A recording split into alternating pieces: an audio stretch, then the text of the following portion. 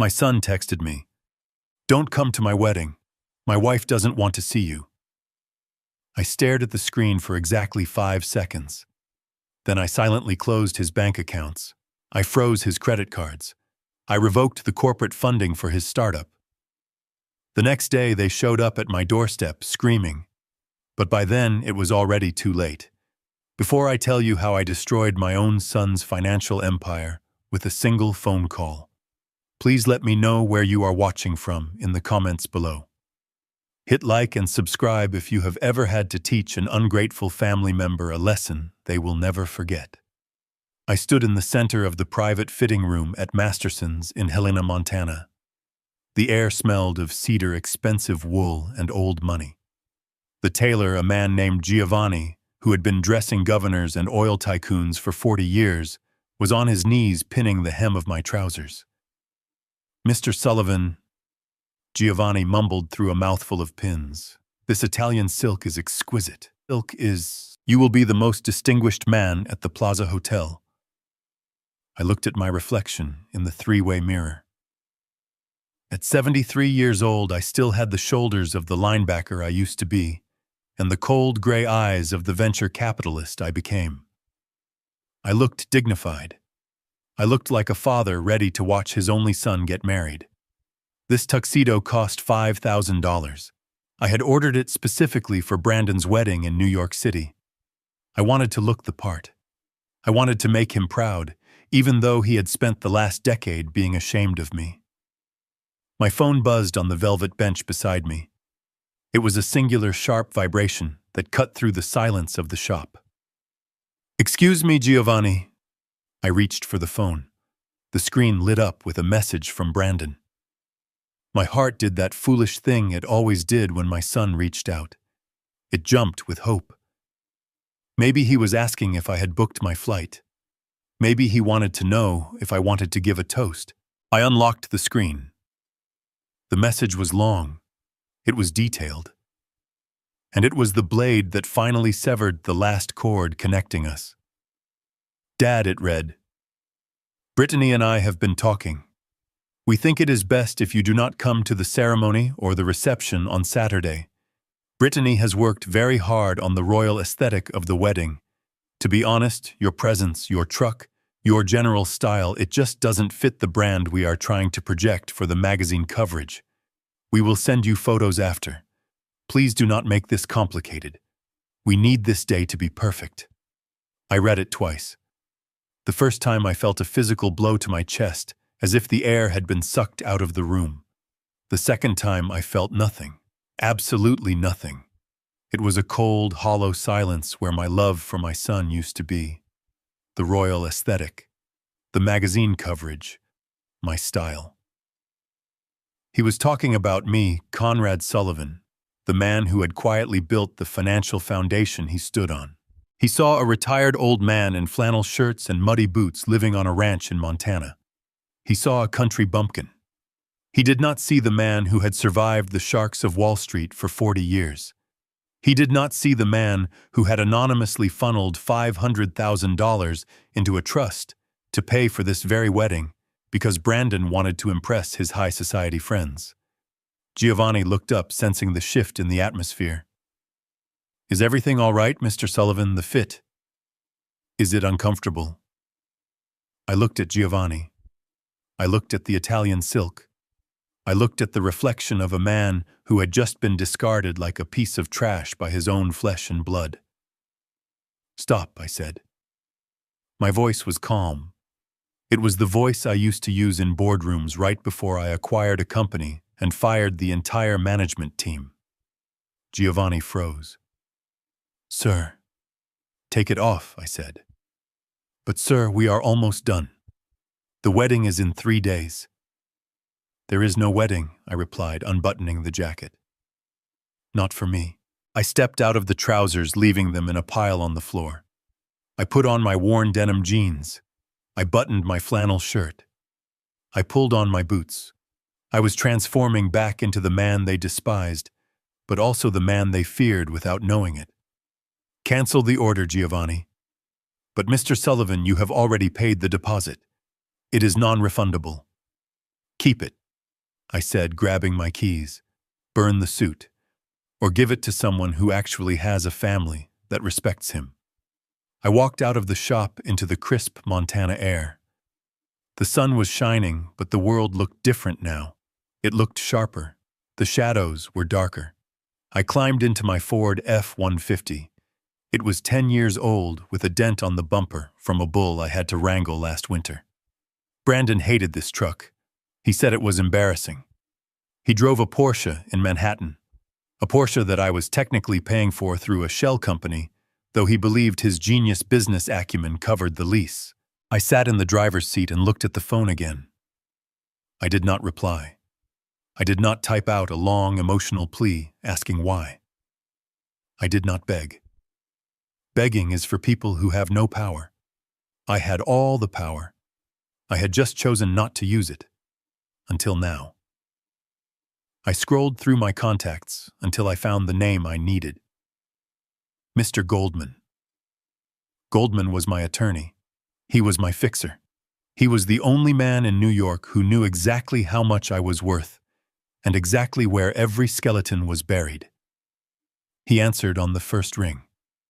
Conrad Goldman said. His voice was gravel and Scotch. I assume you are calling about the final transfer for the wedding catering. The Plaza Hotel is demanding the last $200,000. I stared through the windshield at the mountains in the distance. No, I said. There was a pause. No, Conrad. The wedding is Saturday. If we don't wire the funds by noon, they will lose the venue. I know, I said. That is the point. Goldman went silent. He was a smart man. He knew the tone of my voice. He knew what it meant when I stopped using pleasantries. What happened? He asked. Brandon uninvited me, I said. Via text message. Apparently I ruined the aesthetic. I heard Goldman exhale slowly. That boy. I told you, Conrad. I told you spoiling him was a mistake. You were right, I admitted. It is a mistake I am about to correct. Goldman listened to me very carefully. I want you to initiate the Omega Protocol. The line went dead silent. The Omega Protocol was a nuclear option. We had drafted it 5 years ago when Brandon first started his tech company mainly as a failsafe in case he got involved with drugs or gambling. It was a legal mechanism that allowed me to instantly recall every loan freeze, every asset, and lock down every trust fund associated with the Sullivan name. Conrad Goldman said, his voice dropping an octave. Are you sure the Omega Protocol isn't just a slap on the wrist? It is total financial annihilation. If I pull that lever, his company accounts freeze. His personal credit cards lock. The lease on the penthouse, the car, the insurance. Everything goes dark. He will be on the street in 24 hours. Do it, I said. Conrad, he is your son. No, I said, starting the engine of the truck. He is a stranger who thinks he is a king. It is time he learned that he is just a man standing on a pile of money that isn't his. Execute it now, Goldman. And one more thing. Yes, I want a full forensic audit of his company, the Phoenix startup. I want to know where every cent has gone in the last 18 months. I have a feeling the numbers aren't going to add up. Consider it done, Goldman said. I hung up. I threw the phone onto the passenger seat. I drove back to my ranch, the tires crunching on the gravel. I drove past the fences I had built with my own hands. I drove past the herds of cattle I raised. This was my life.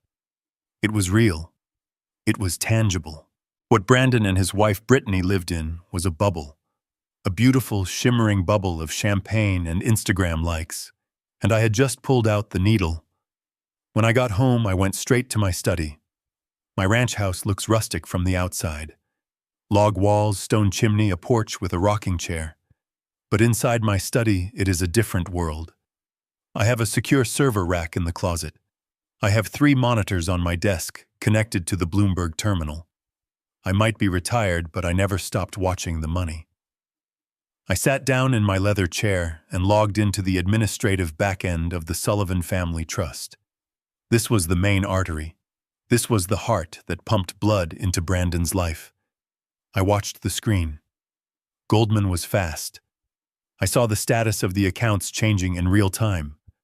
Brandon's personal checking status, frozen.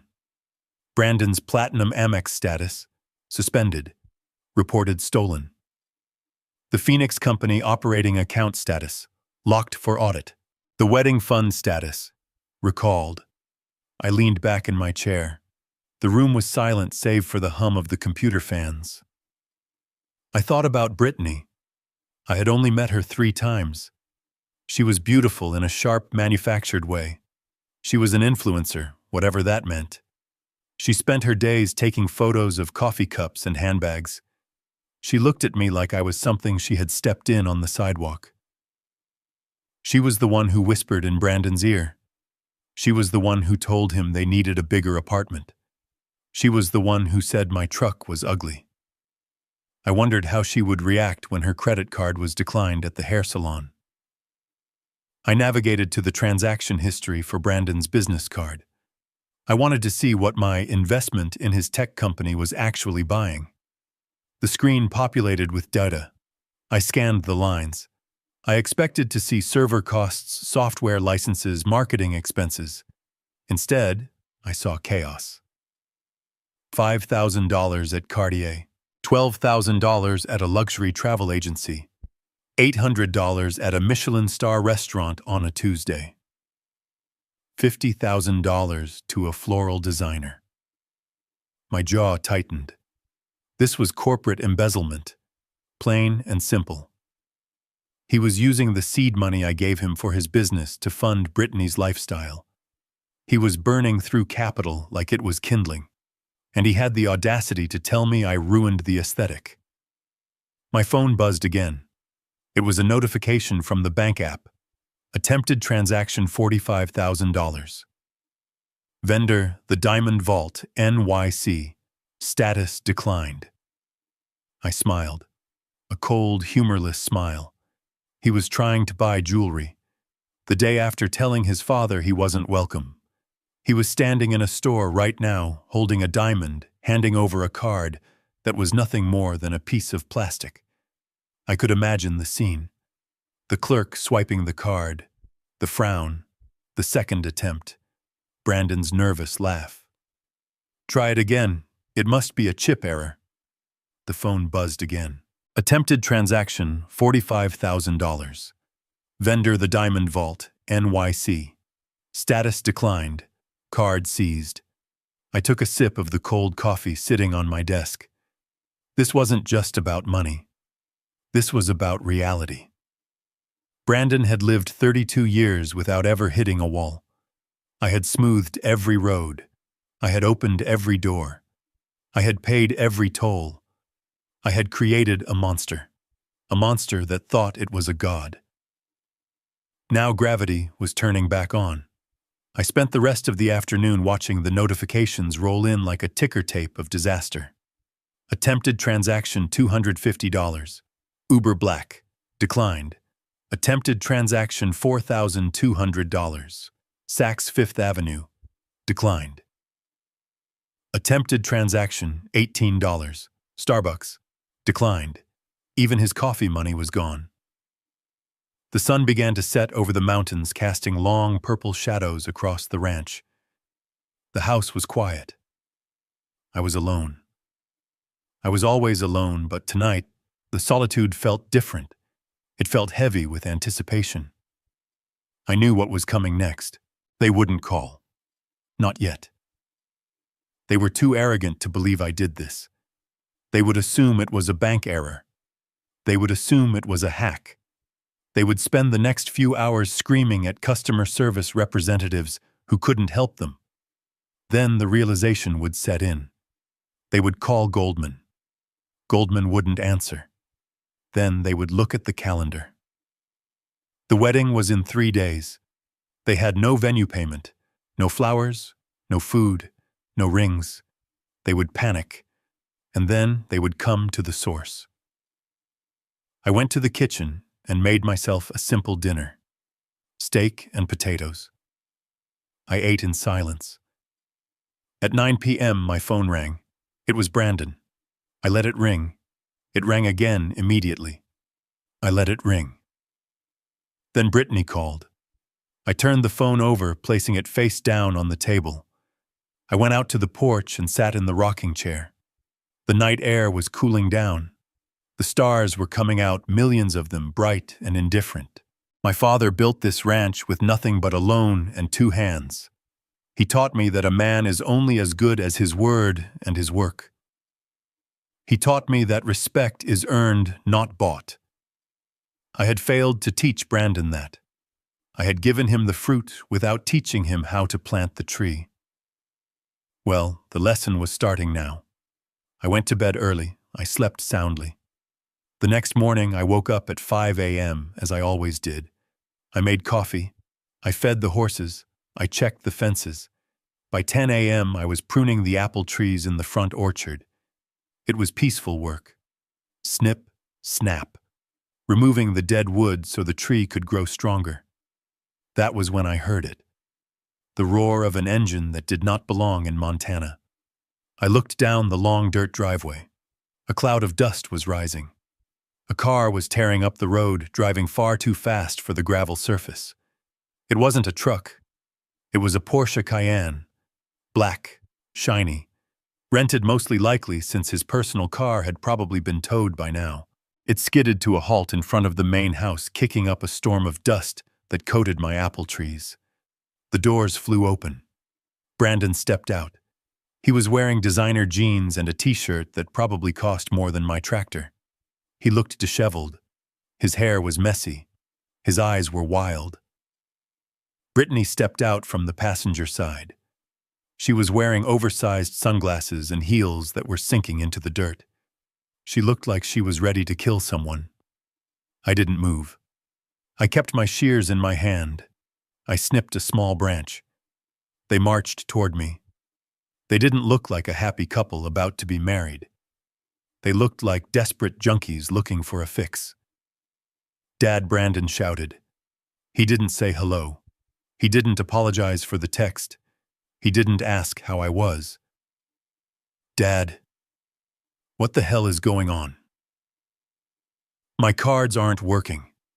The bank says my accounts are frozen. The hotel is threatening to cancel the wedding. Fix it! He shouted the command like I was his employee. Fix it! I slowly lowered the shears. I turned to look at them. Brittany pushed her sunglasses up onto her head. Her eyes were blazing. Conrad, this isn't funny, she spat. We were humiliated at the jewelry store yesterday. Do you have any idea how embarrassing that is? We have a reputation. You need to call the bank right now and tell them it's a mistake. I looked at them, really looked at them. I saw the fear behind the anger. They were terrified. Their entire identity was wrapped up in money they didn't earn, and suddenly the faucet was dry. I took a rag from my back pocket and wiped the sap off the shears. Hello, Brandon. Hello, Brittany, I said calmly. Nice to see you. I thought I wasn't welcome. Brandon waved his hands dismissively. Dad, stop it. We don't have time for your passive-aggressive games. We are in a crisis. The wedding is in 48 hours. We need the money released now. You need the money, I asked. Yes, Brandon yelled. It's my money. It's my company. You can't just lock me out of my own accounts. I laughed. It was a dry, short sound. Your company, I asked. Brandon, who is the primary shareholder of Phoenix, you are, he said. But that's just a formality for tax purposes. It's my vision. And who signed the guarantee for your penthouse? You did, but... And whose name is on the trust fund that pays your Amex bill every month? Brandon fell silent. He knew. He just didn't like to admit it. Brittany stepped forward. She got right in my face. I could smell her expensive perfume. It smelled like vanilla and entitlement. Listen to me, old man, she hissed. I don't know what kind of power trip you are on, but you are ruining the most important day of my life. If you don't unlock those accounts in the next 5 minutes, I swear to God. You swear what I asked, meeting her gaze. I will make sure you never see your son again. I will make sure you die alone in this miserable farmhouse. I looked at Brandon. He didn't defend me. He didn't tell her to stop. He just stood there waiting for me to cave. He expected me to be the weak father I had always been. He expected me to write a check to make the screaming stop. He expected the wallet to open. But the wallet was closed, and the bank was on fire. I looked at Brittany. Then I looked at Brandon. I leaned on my garden hoe, adopting the posture of a confused, frail old man. I let my hand tremble slightly. I don't understand, I stammered, making my voice sound weak. The bank. I didn't touch the bank. Maybe the computer system is down. You know I'm not good with technology. I saw the look they exchanged. It was a look of pure, predatory relief. They bought it. They thought I was just a senile old fool who had made a mistake, or that it was a coincidence. They thought they were still in charge. Brittany rolled her eyes. Oh my God, he's losing it. Brandon, he probably forgot to sign a renewal form or something. He's useless. Brandon sighed, stepping closer, his voice changing from angry to patronizing. Okay, Dad. Okay. Look, it's probably just a glitch on your end. We can fix it. But we need you to call Goldman and authorize an emergency override. Right now. Can you do that? Can you understand that? He was speaking to me like I was a toddler. I nodded slowly. Call. Goldman. Yes, Brandon said, pulling out his phone. Here, I'll dial it for you. Just tell him to give me full access. Tell him you authorize me to handle everything so you don't have to worry about it. It's too much stress for you, Dad. He was trying to take power of attorney. Right there in my orchard, Brittany whispered loud enough for me to hear. Get him to sign the papers later. We'll put him in that home in Billings after the honeymoon. He can't be trusted with the estate anymore. I heard it. Every word. I took the phone from Brandon. Hello, Goldman Conrad. Goldman's voice came through the speaker. I have the audit results. It's worse than we thought. I looked at Brandon. He was smiling encouragingly, waiting for the keys to the kingdom. I put the phone to my ears, turning away so they couldn't hear Goldman. Goldman, I said. They are here. Good, Goldman said. Do you want me to send the sheriff? No, I said. Not yet. Let them play. Increase the pressure. I want the car repo team at the hotel tonight. And cancel their return flights. Understood. I turned back to Brandon and handed him the phone. I told him to look into it, I said, my voice shaking just a little. He said he needs a few hours. The system is complicated. Brandon grabbed the phone. A few hours. Dad, we don't have hours. It is the best I can do, I said, picking up my shears again. I'm just an old farmer, Brandon. I don't understand these high finance things. Brittany groaned. This is a nightmare. Come on, Brandon. Let's go to the bank in town. Maybe we can override it in person if we scream loud enough. They turned and walked back to the Porsche. They didn't say goodbye. They didn't say thank you. I watched them drive away, dust flying. They thought they had won. They thought they had bullied the old man into submission. They thought it was just a glitch. They had no idea that I had just authorized the repo man to take the very car they were driving. They had no idea that the glitch was a permanent deletion of their lifestyle. I went back to pruning my apple trees. Snip, snap. The dead wood had to go. That night, the real war would begin, and I was going to enjoy every second of it. I watched the dust settle on the long driveway after the black Porsche disappeared around the bend. I knew they would be back. I knew it with the certainty of a man who understands the migration patterns of desperate animals. The bank in town was run by Stan, a man I had gone fly fishing with every Sunday for 20 years. Stan knew the Omega Protocol.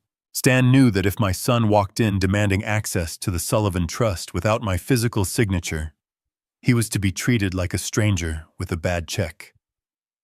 I went inside and made a pot of black coffee. I sat in my leather armchair in the living room, the one facing the door, and I waited. The silence of the ranch was heavy, usually a source of comfort, but today it felt like the calm before a hurricane. I looked around at my home. The rough-hewn timber beams, the stone fireplace that I had built rock by rock, the faded Persian rug that my wife Catherine had bought in Istanbul 30 years ago. It was a place of substance. It was real.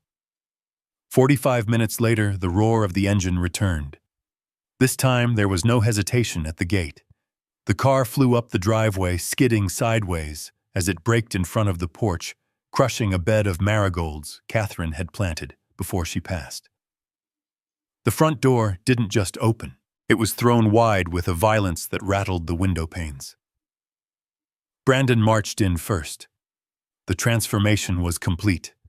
The confusion from the orchard was gone, replaced by a red-faced, sweating fury.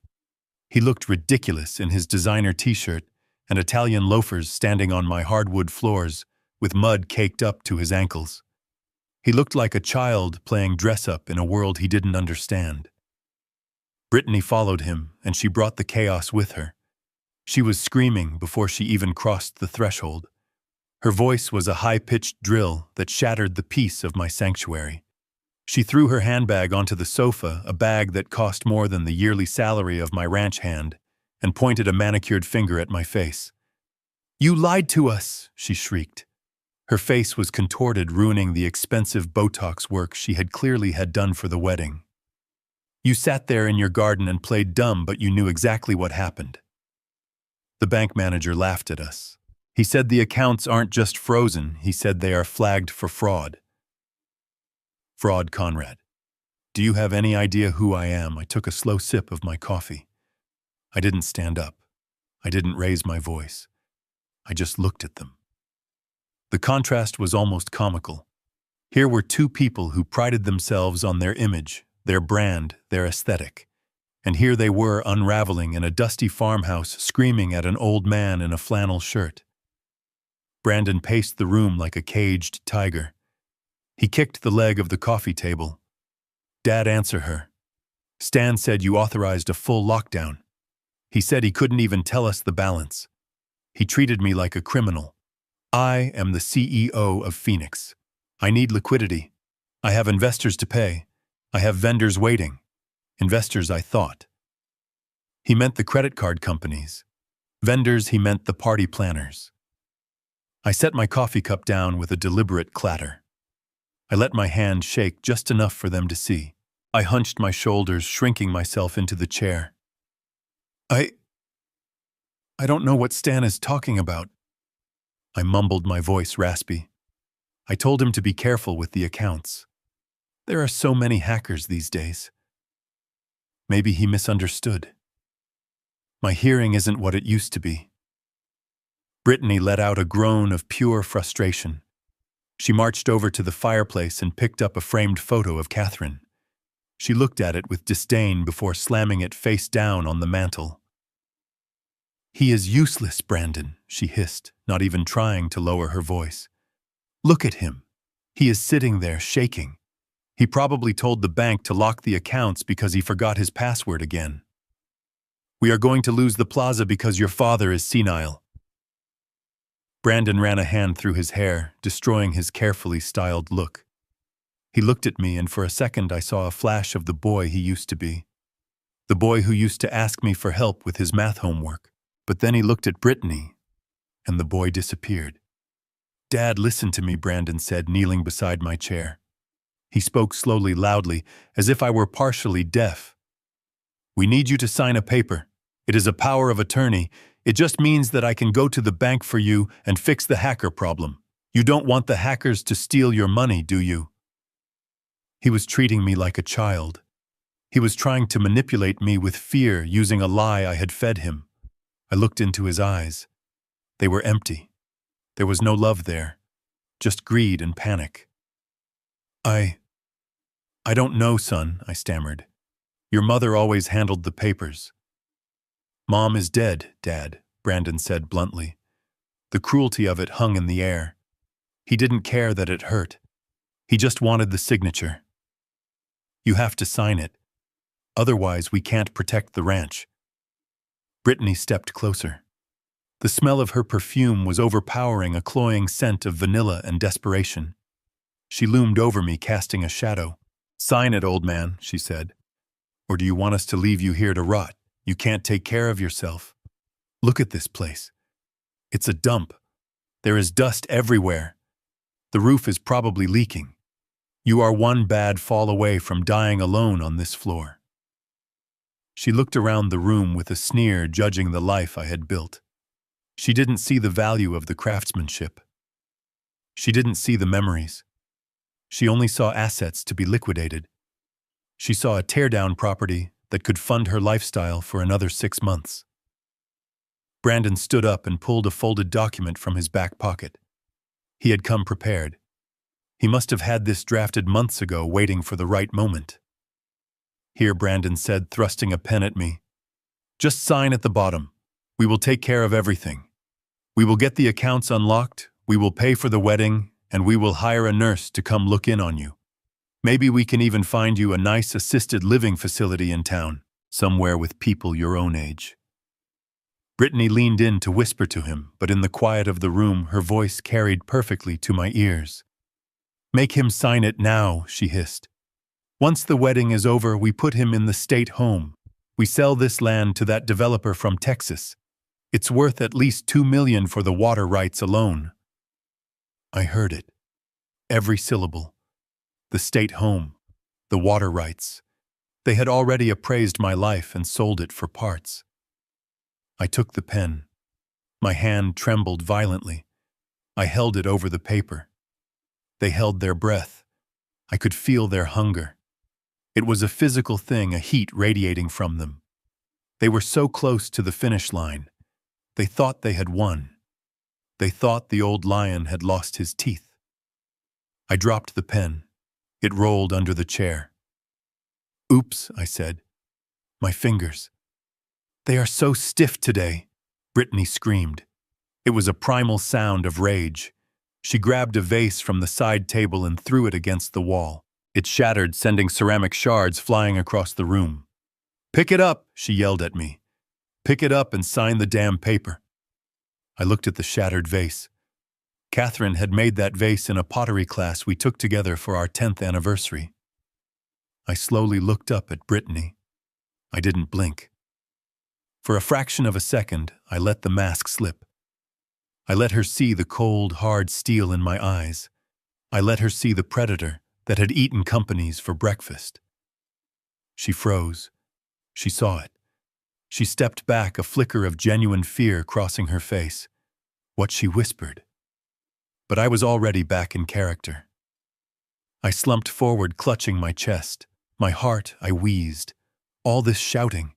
I need my pills. Brandon grabbed Brittany's arm. Stop it. You're going to give him a heart attack before he signs. We don't have time for this, she yelled, pulling away from him. Dad, where are the pills? Brandon asked, frantic.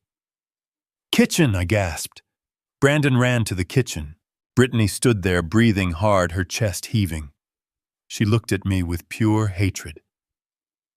I hate this place, she spat. I hate your truck. I hate your boots. And I hate you. You are just a stubborn obstacle. I said nothing. I just watched her. I was recording every word in my memory. I was adding every insult to the ledger. The bill was getting very high and payment was due soon. Brandon came back with a glass of water and a bottle of aspirin. I took them with shaking hands. I can't sign today, I whispered. I feel dizzy. I need to lie down. Brandon looked at the paper, then at me. He was torn. He wanted to force my hand, but he was afraid of the body on the floor. Dead men can't sign power of attorney. Fine, he said, grinding his teeth. Fine. Go lie down. But we are coming back tomorrow morning, and you are going to sign. Do you understand? You are going to sign, or we are going to have you declared incompetent. We will drag you to court if we have to. I nodded weakly. Tomorrow. Yes. Tomorrow. They stormed out. The door slammed so hard a picture frame fell off the wall. I listened to the Porsche tear down the driveway again. I waited until the sound of the engine faded into the distance. Then I stood up. I walked over to the mantel and picked up the photo of Catherine. I wiped a speck of dust from the glass. I walked over to the shattered vase. I bent down and picked up a shard of blue ceramic. They had invaded my home. They had threatened my freedom. They had broken my wife's vase. I walked into my study and sat at my desk. I wasn't shaking anymore. My hands were steady as rocks. I picked up the phone and dialed Goldman. They just left, I said. My voice was ice. Did they sign? Goldman asked. No, I said, but they threatened to put me in a state home. They threatened to sell the water rights, and Brittany broke Catherine's blue vase. There was a silence on the line. Goldman knew about the vase. Execute the next phase, I said. Conrad, the audit team is ready, but… Send them, I interrupted. Send them to his office in New York. Send the repo team to the hotel, and Goldman, so. I want the sheriff here tomorrow morning. When they come back to force me to sign, I want them arrested for trespassing and elder abuse. Understood. I hung up. I looked at the shard of blue pottery in my hand. You wanted a war, son, I whispered to the empty room. You just got one, and you have no idea who you are fighting. The sun had barely cleared the horizon when the black Porsche crawled back up the driveway. It moved slower this time, lacking the aggressive speed of the day before. It looked like a wounded animal limping back to its den. I was sitting on the porch, a blanket draped over my legs, a cup of lukewarm tea in my hands. I had set the stage perfectly. I looked like a man who had aged 10 years in a single night. I watched them get out of the car. They looked terrible. They were wearing the same clothes as yesterday now, wrinkled and stained. Brandon's eyes were bloodshot, rimmed with dark circles that spoke of a sleepless night spent panicking in a cheap motel room. Brittany's hair, usually a helmet of perfect blonde spray, was flat and disheveled. The aesthetic was definitely ruined. They walked up the steps. I didn't get up. I just stared at the horizon, letting my mouth hang open slightly, letting a small tremor work its way into my hand, holding the tea. Dad, Brandon said. His voice was hoarse. Dad, are you awake? I turned my head slowly, as if my neck were a rusted hinge. Brandon, I whispered, is that you? Did you bring the doctor? Brittany let out a huff of impatience that sounded like a tire losing air. We didn't bring a doctor, Conrad, she snapped, stepping around a muddy boot I had left on the porch. We brought the papers, the ones you were too sick to sign yesterday. Remember? Or has your brain completely turned to mush overnight? I looked at her. I blinked rapidly, feigning confusion. Papers, I asked. For the harvest? Brandon groaned. He sat down on the wooden railing, putting his head in his hands. No, Dad. Not the harvest. The power of attorney. The paper that lets me fix the bank accounts so I can pay for the wedding. We talked about this. We screamed about this. Oh, I said softly. The wedding. Yes. The big party. I tried to take a sip of tea. I made sure my hand shook violently. The liquid sloshed over the rim, splashing onto my hand and the blanket. Oops, I mumbled, staring at the stain. Look at that, I made a mess. Brittany recoiled as if the tea were toxic waste. God, he is disgusting, she hissed to Brandon. Look at him. He can't even drink tea without spilling it on himself. He is essentially a toddler, a giant wrinkled toddler. Brandon looked at me with a mixture of pity and annoyance. He didn't offer to help clean it up. He just pulled the document from his jacket pocket. It was crumpled now. "Dad, focus," Brandon said, snapping his fingers in front of my face. "Look at me. We need to get this done. The bank opens in 30 minutes. I need your signature right here." He thrust the paper onto my lap. I fumbled for my reading glasses in my shirt pocket. I took a long time to put them on. I put them on crooked. I can't read the small letters, son, I said, squinting. "The words, they are swimming. It says that you love me and you want me to help you." Brandon lied. His voice was smooth, the voice of a salesman selling a lemon. "It says that you trust me to handle the ranch and the money because you are too tired to do it anymore." "Too tired," I repeated. "Yes, I am very tired." Brittany stepped closer. She loomed over me, blocking out the morning sun. "Then sign it and go back to sleep," she said. "That is all you have to do. Just scribble your name and you can sleep all day. We will hire someone to come clean up your messes." I looked up at her. "Will you stay?" I asked, making my voice sound small and pathetic.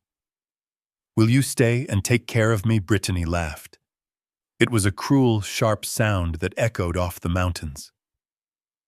"Stay here?" she asked, looking around the porch with absolute revulsion. "In this shack, Conrad. I wouldn't stay here if you paid me $1 million. This place smells like manure and old people. It is depressing." "But where will I go?" I asked. Brandon exchanged a look with her. It was the look of conspirators deciding how to dispose of a body. "Dad, we found a place," Brandon said. He tried to make his voice sound soothing, but the underlying threat was sharp as a razor. "It is in Billings. It is a facility. They have doctors, they have nurses. You will have your own room." "A room?" I asked. Like a hotel, yeah," Brittany said, checking her nails. "Exactly like a hotel, except you can't leave." I gripped the arms of my rocking chair. "I don't want to go," I said, my voice rising in panic. "I want to stay here. This is my home. Catherine is here." "Mom is gone, Dad," Brandon shouted, losing his patience. "She is gone and she isn't coming back. And you can't stay here. You are a danger to yourself.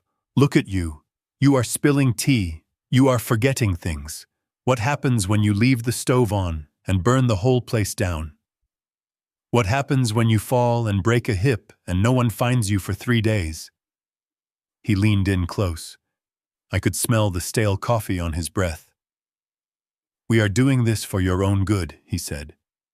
"We are saving you." "Saving me," I whispered. "Yes," Brittany added, "and saving the money. Do you have any idea how much it costs to maintain this dump? We can sell this land to the developers by next week. They want to put in condos." "Condos," I said. "On the grazing land." "Who cares about the grazing land?" Brittany spat. "It is dirt, Conrad. It is just dirt. It is worth more as a parking lot than it is as your little hobby farm. You are sitting on a gold mine, and you are too stupid to dig." She called me stupid. She called my life's work a hobby. I looked down at the paper. I need a pen," I said. Brandon scrambled to find one. He patted his pockets. He pulled out a Mont Blanc pen, a gift I had given him for his graduation. He handed it to me. I held the pen over the paper. My hand was shaking so hard, the tip of the pen was tapping a rhythm against the clipboard.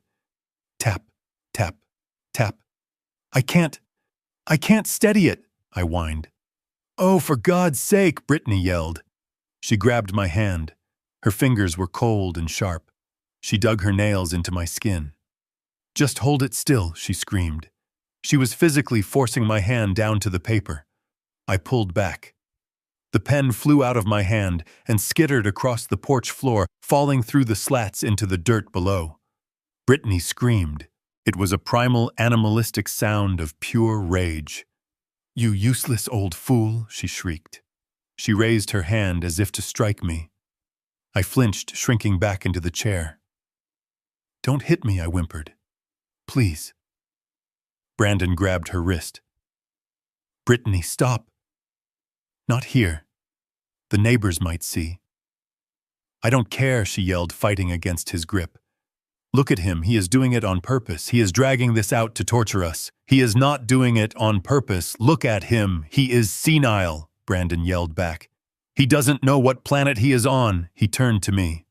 "Dad, listen to me," he said, his voice dropping to a terrifyingly calm register.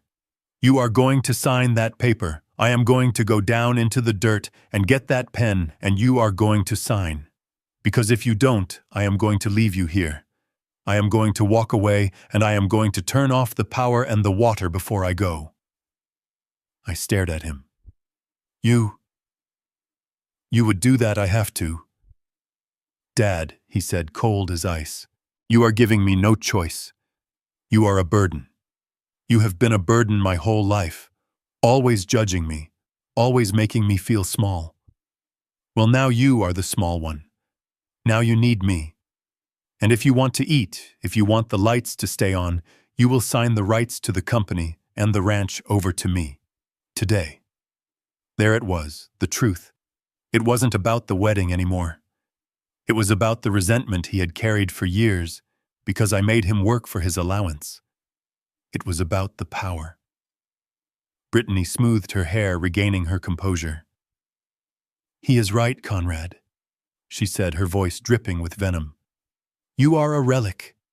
You are a peasant pretending to be a king. You don't deserve this money. You don't even know how to spend it. You wear flannel and drive a truck. It is embarrassing. We are doing the world a favor by taking it from you. We will actually use it. We will be something. You are just nothing." She leaned in close, her face inches from mine. "You are a waste of space," she whispered. "And I can't wait to put you in that home and forget you ever existed." I looked at her. I looked at my son, who was climbing down the porch steps to retrieve the pen from the mud. I felt a strange sense of calm wash over me. I had what I needed. The camera hidden in the birdhouse above the porch had captured the physical aggression. The microphone taped under the table had captured the threats, the admission of intent to sell the land, the elder abuse. They had laid it all out. Brandon came back up the steps, wiping the mud from the pen with his designer shirt. "Okay, Dad," he said, breathless. "Last chance. Sign." I took the pen. I stopped shaking. I sat up straight. I pushed the blanket off my legs. I stood up. Brandon stepped back, surprised by the sudden movement. "Dad." I looked him in the eye. I didn't blink. The fog in my gaze cleared instantly, replaced by the sharp, predatory glare of the man who had built an empire. "I am not signing, Brandon," I said. My voice was strong. It was deep. It was the voice of the mountain. He froze. "What I said, no," I repeated. "And I think you should check your phone." "Check my phone, why?" "Because I said stepping forward, forcing him to retreat a step. About 5 minutes ago, while you were threatening to cut off my water and your wife was assaulting me." The sheriff arrived at the gate. Brittany spun around. "What are you talking about? You are crazy." "Am I?" I asked. I pulled my own phone from my pocket. I tapped the screen. I played back the audio from 10 seconds ago. "You are a waste of space, and I can't wait to put you in that home and forget you ever existed." Brittany's voice, tinny and cruel, echoed from the speaker. Her face went pale. The color drained out of her so fast she looked like a ghost. You recorded us," she whispered. "Every word I said. Since you drove onto the property yesterday. The camera in the study. the camera on the porch, the audio. I have you threatening to abandon a vulnerable elderly person. I have you physically grabbing me. I have you admitting to fraud regarding the bank accounts. Brandon looked at the phone, then at me. The realization hit him like a physical blow. The old man wasn't senile. The old man was hunting. "Dad," he stammered. "Dad, wait. It was a joke. We were stressed." "Stress is when you have a flat tire, Brandon," I said, advancing on him. This is a conspiracy to commit fraud and elder abuse." I pointed down the driveway. "Look." They turned. 2 county sheriff cruisers were coming up the drive, lights flashing silently in the morning dust. Behind them was a black sedan I recognized. Goldman. "No," Brittany whimpered. "No, no, no. You called me a peasant," I said to her. "You said I didn't know how to spend my money." I reached into my pocket and pulled out a cigar. I lit it, taking a slow drag. "I spent it on the best lawyers in the state," I said, blowing smoke into the air. "And I spent it on a forensic audit team that is currently tearing your office in New York apart." Brandon fell to his knees. "Dad, please." "Get off my porch," I said. The cruisers skidded to a halt. The doors opened. Sheriff Miller stepped out, his hand on his belt. Conrad the sheriff called out. "These the trespassers, these are the ones I said." Brittany tried to run for the Porsche, but she tripped in her heels and fell into the dirt. The same dirt she wanted to pave over. I watched them. I watched the panic.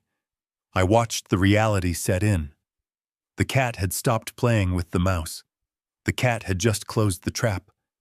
I watched the black Porsche disappear down the winding gravel road, leaving a trail of dust that hung in the still morning air like a dirty fog. They drove fast, aggressive the way people drive when they think they are escaping a crime scene, or perhaps when they think they have just won a war. They were celebrating in that car. I could almost hear them. Brittany would be fixing her hair in the vanity mirror, complaining about the mud on her shoes, but smiling that predator's smile because she thought she had finally broken the old man.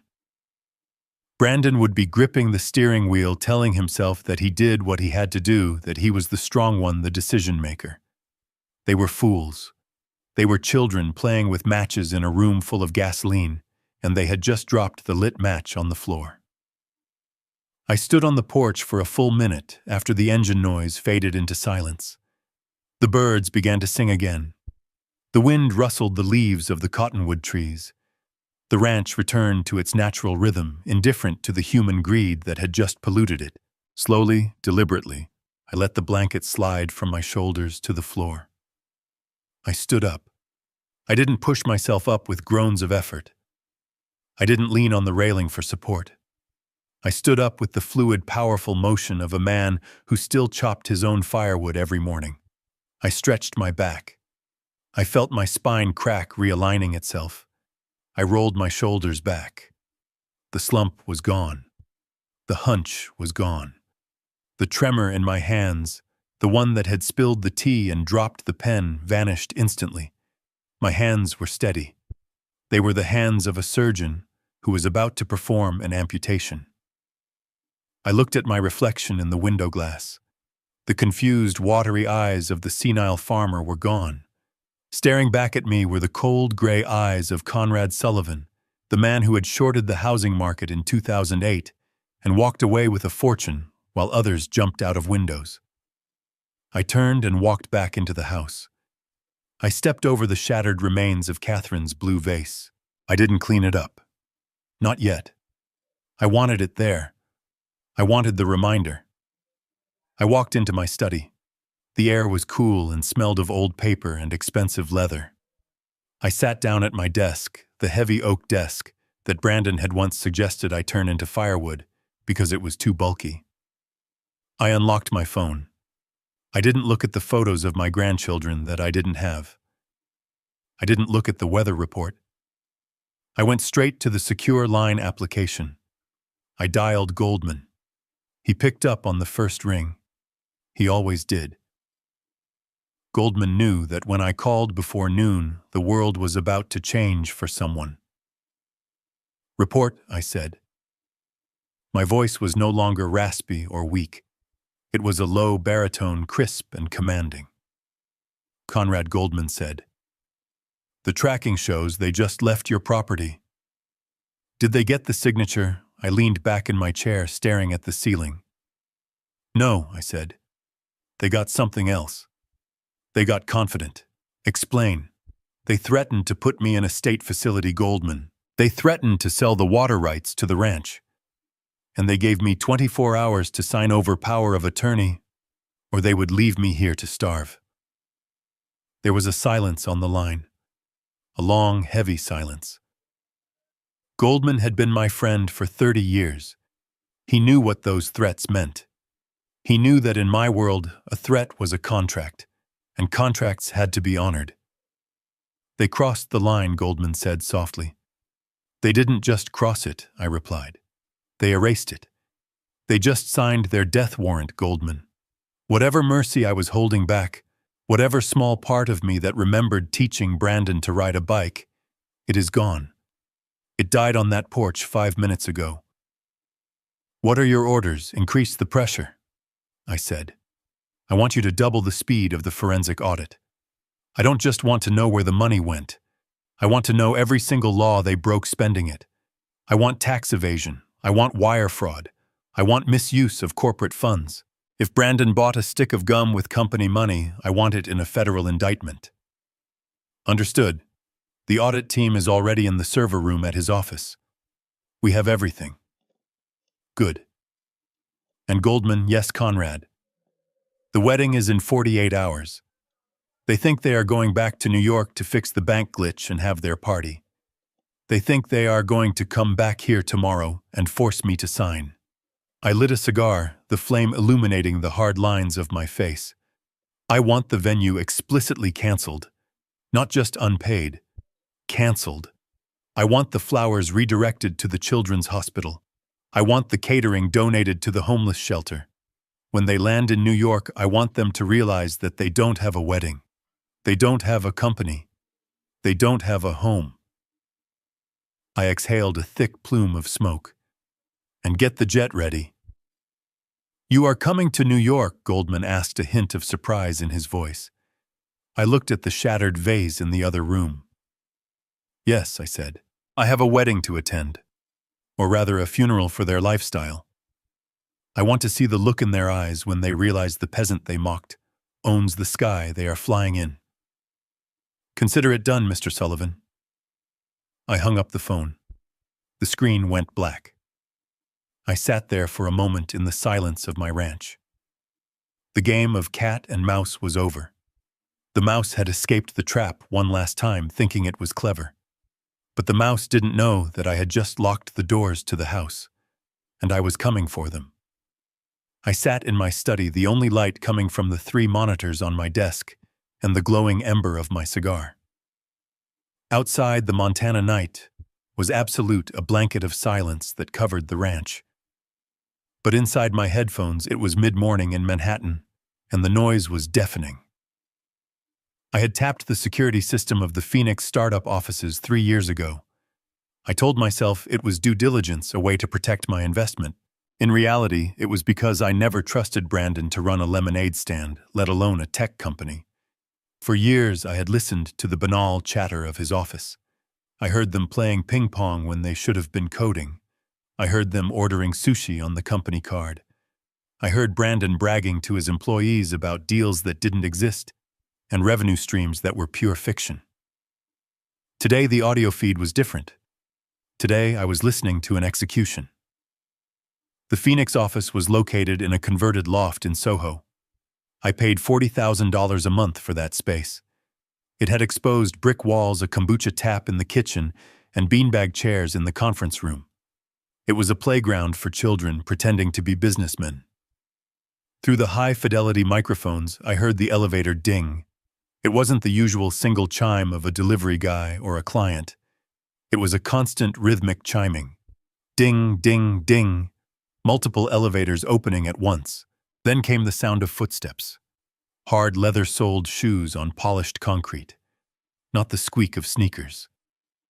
This was the heavy synchronized march of men who billed by the hour and destroyed lives by the minute. I leaned forward, turning up the volume.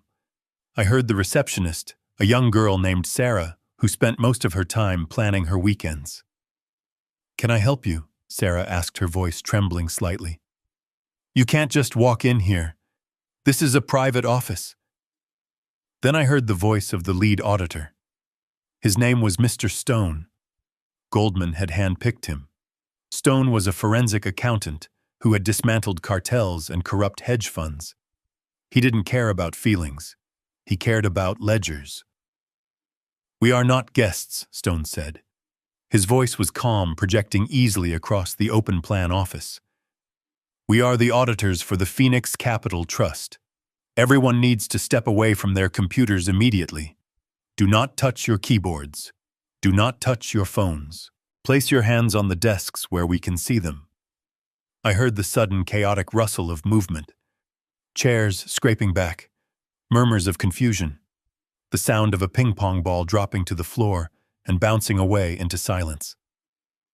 Tap, tap, tap. Then the storm broke. I heard Brandon's office door fly open.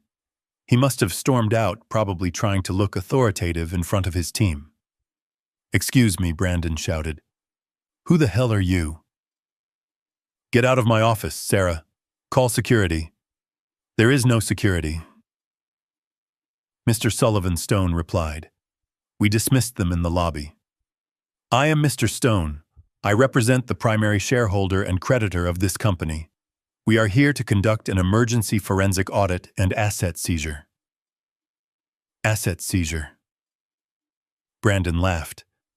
It was a nervous, high-pitched sound. "You are insane. I am the founder and CEO. I own 51% of the voting stock. You can't seize anything without a court order." "I have a court order," Stone said. The sound of paper being slapped onto a desk echoed through my headphones. "And I have the authorization of the board."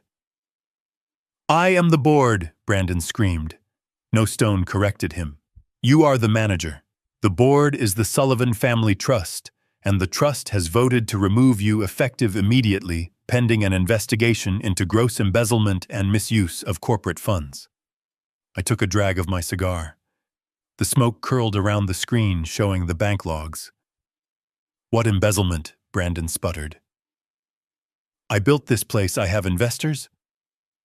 Stone's voice dropped lower, becoming even more dangerous. "Mr. Sullivan, please stop posturing. We know about the wedding flowers billed as office supplies. We know about the lease on the Porsche registered as a company delivery vehicle. We know about the diamonds. We know about the trips to Cabo. That is compensation," Brandon yelled. "It is part of my package." "It is theft," Stone said. "And as of this morning, the credit lines that fueled this company have been revoked. The accounts are empty." I could hear the ripple of panic moving through the room. The employees were whispering. They were realizing that their paychecks due on Friday were likely vapor. Brandon tried a different tactic. He tried to pull rank. He tried to use my name, the name he had spent years trying to distance himself from. "Do you know who my father is?" Brandon demanded. "Conrad Sullivan. He will have your badge. He will sue you into oblivion." "Get him on the phone." I chuckled softly. It was pathetic. He was calling for the monster to save him from the wolves, not realizing the monster had sent them. "Mr. Sullivan is the one who sent us," Stone said. The silence that followed was absolute. It lasted for 10 seconds. I could almost hear Brandon's brain misfiring, trying to process the betrayal. "No," Brandon whispered. "That is a lie. He wouldn't." "He did," Stone said. "Now step away from the desk. We are taking the laptop." "That is my personal laptop. It was purchased with company funds," Stone said. "It is property of the trust. Hand it over. And the phone." "No," Brandon shouted. I heard a scuffle, the sound of a body hitting a desk. Brandon must have tried to grab the computer. Mr. Sullivan, do not make me call the NY, Stone warned. They are waiting downstairs. We are trying to keep this civil for the sake of the employees, but if you obstruct this audit, you will leave here in handcuffs. Give him the phone, Brandon, a female voice said. It sounded like his VP of marketing. Just give it to him. I don't want to go to jail. You are fired, Brandon screamed at her. You are all fired. We quit, the woman said. I'm leaving. I'm not going down for your fraud. I heard the sound of people moving, gathering bags, coats being zipped. The rats were fleeing the sinking ship. They knew. They had probably known for months that the company was a sham. But as long as the free lunches and the paychecks kept coming, they played along. Now that the lights were on, they were scattering. Wait, Brandon yelled. Where are you going? We have the product launch next month. We have the plaza wedding this weekend. You are all invited. Nobody answered him. The sound of the elevator dinging repeatedly filled the air. They were evacuating. Brandon was alone with the auditors.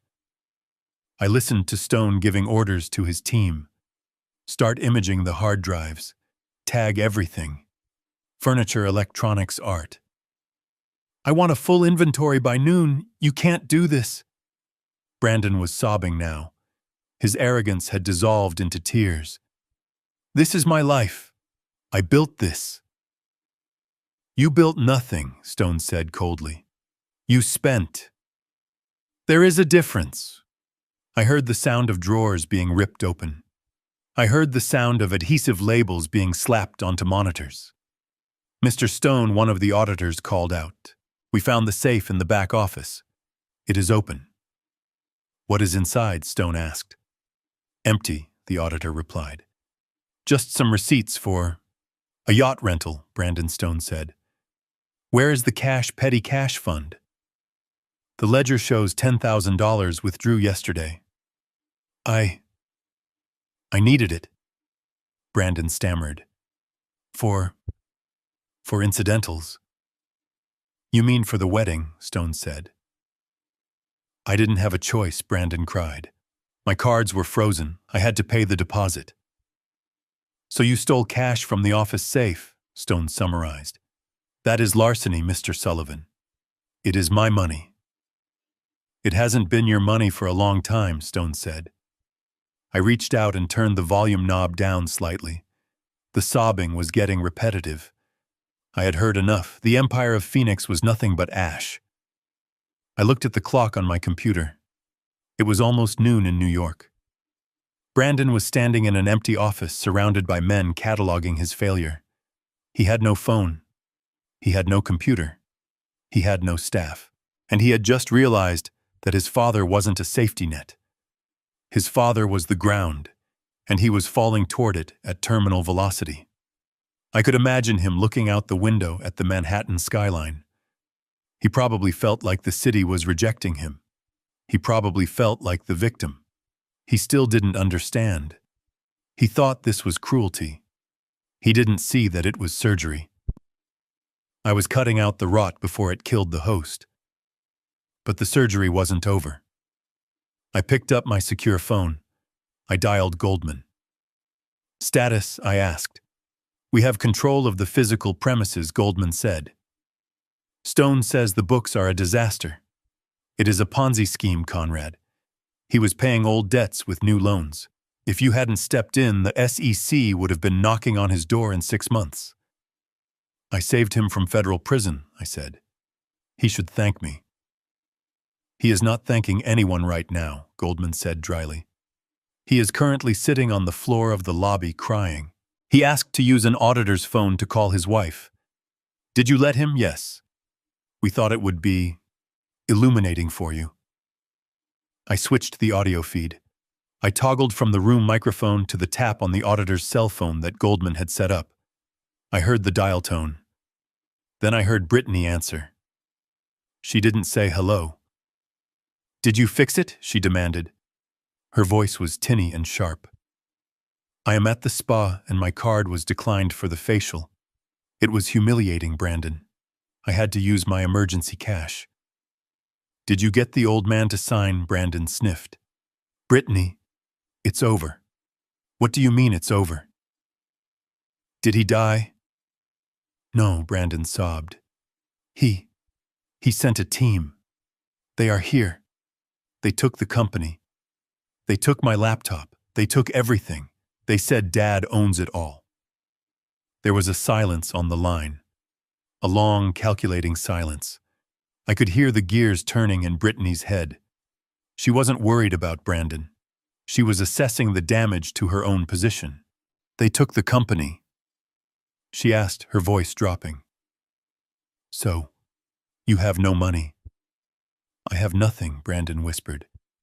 The accounts are gone. The wedding fund is gone. Brittany, I think I might be arrested. I waited for her to comfort him. I waited for her to say that they would get through it together, that she loved him, that money didn't matter. You idiot, Brittany hissed.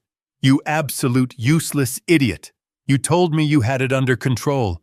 You told me the old man was a pushover. He tricked us. Brandon pleaded. He is not senile. He is the devil. I don't care what he is, Brittany screamed. I care that I am sitting here with half a facial on and no way to pay for it, and the wedding. What about the wedding? We can't do the plaza, Brandon said. Maybe we can just do something small, she shrieked. I don't do small, I am an influencer. I have followers. I cannot get married in a courthouse, Brandon.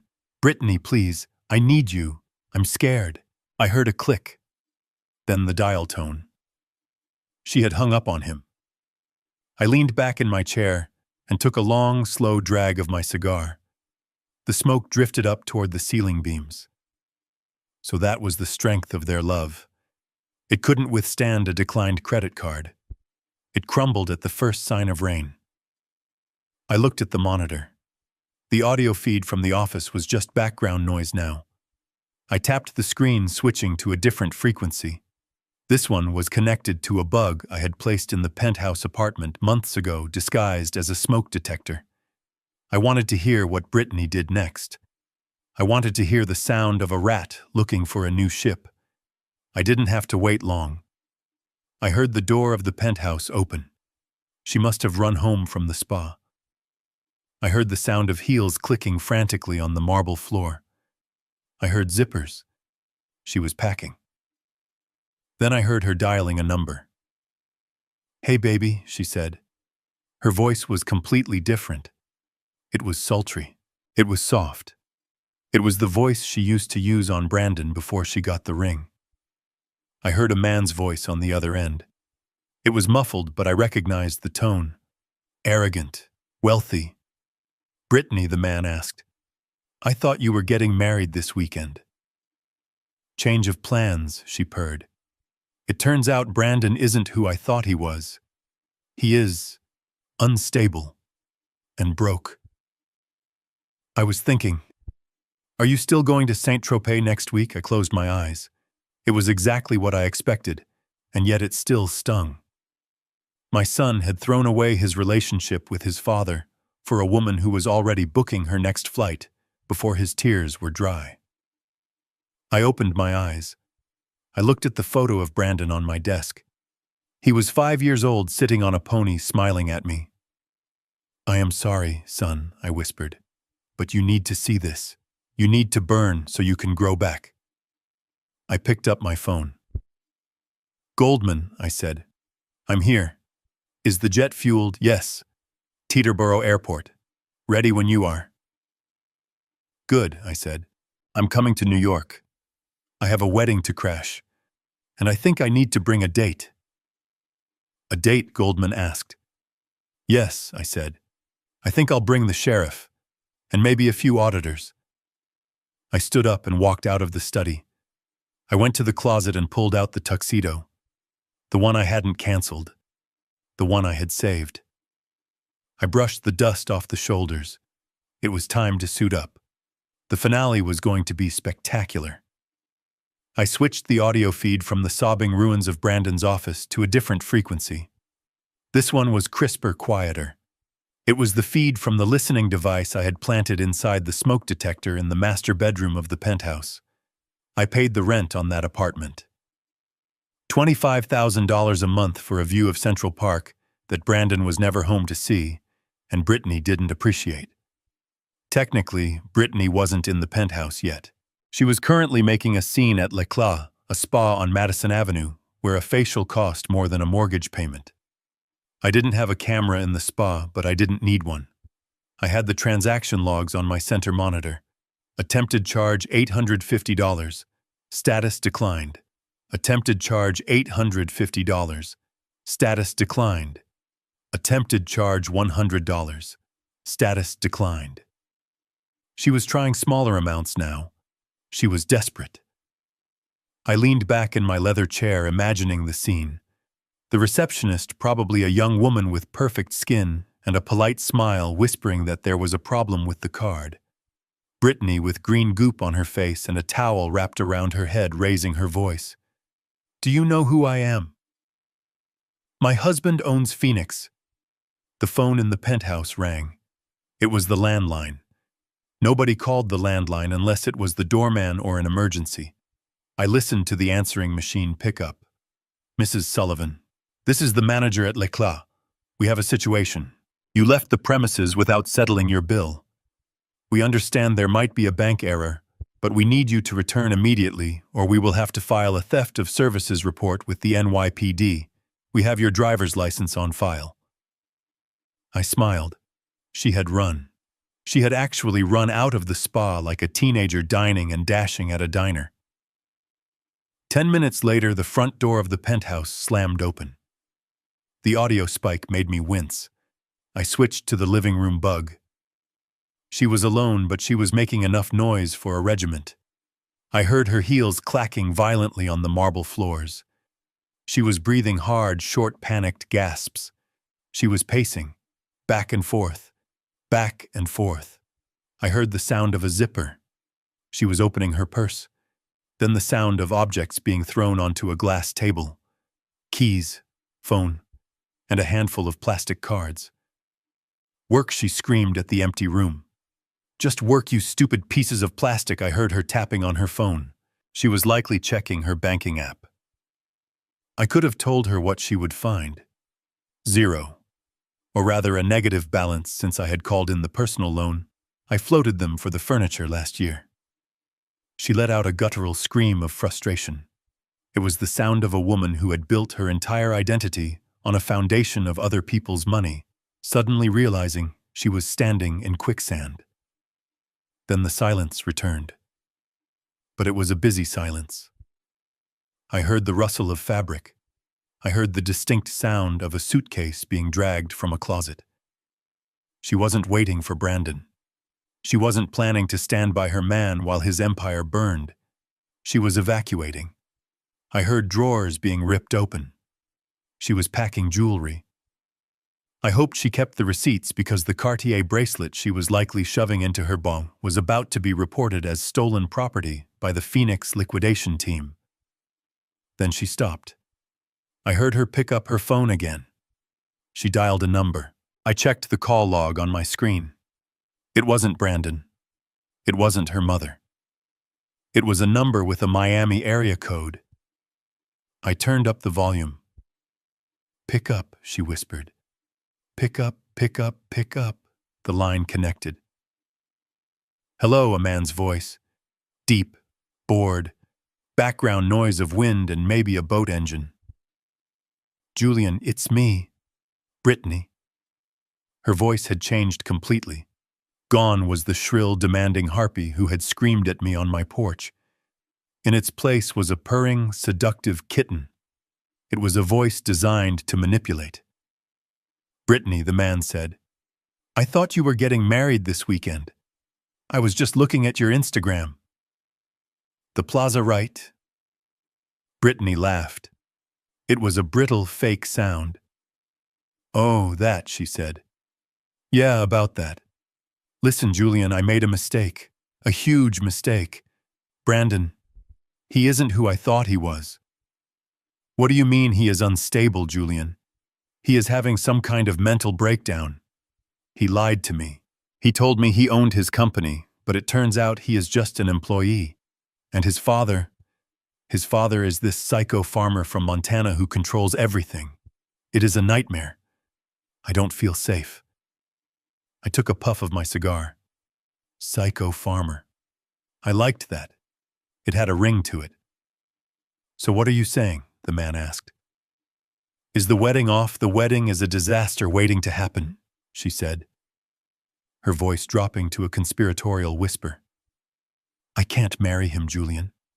I can't tie myself to a loser who is about to be indicted for fraud. Yes, fraud. The auditors are raiding his office right now. I barely got out. She was lying effortlessly. She was painting herself as the victim, the damsel in distress escaping a criminal mastermind. I was thinking about you, she continued. I was thinking about that offer you made me last summer. You know about Saint-Tropez. Julian chuckled. It was a wet, unpleasant sound. Saint-Tropez is nice this time of year. But Brittany, you are expensive. I am worth it, she said. You know I am. And besides, I have assets.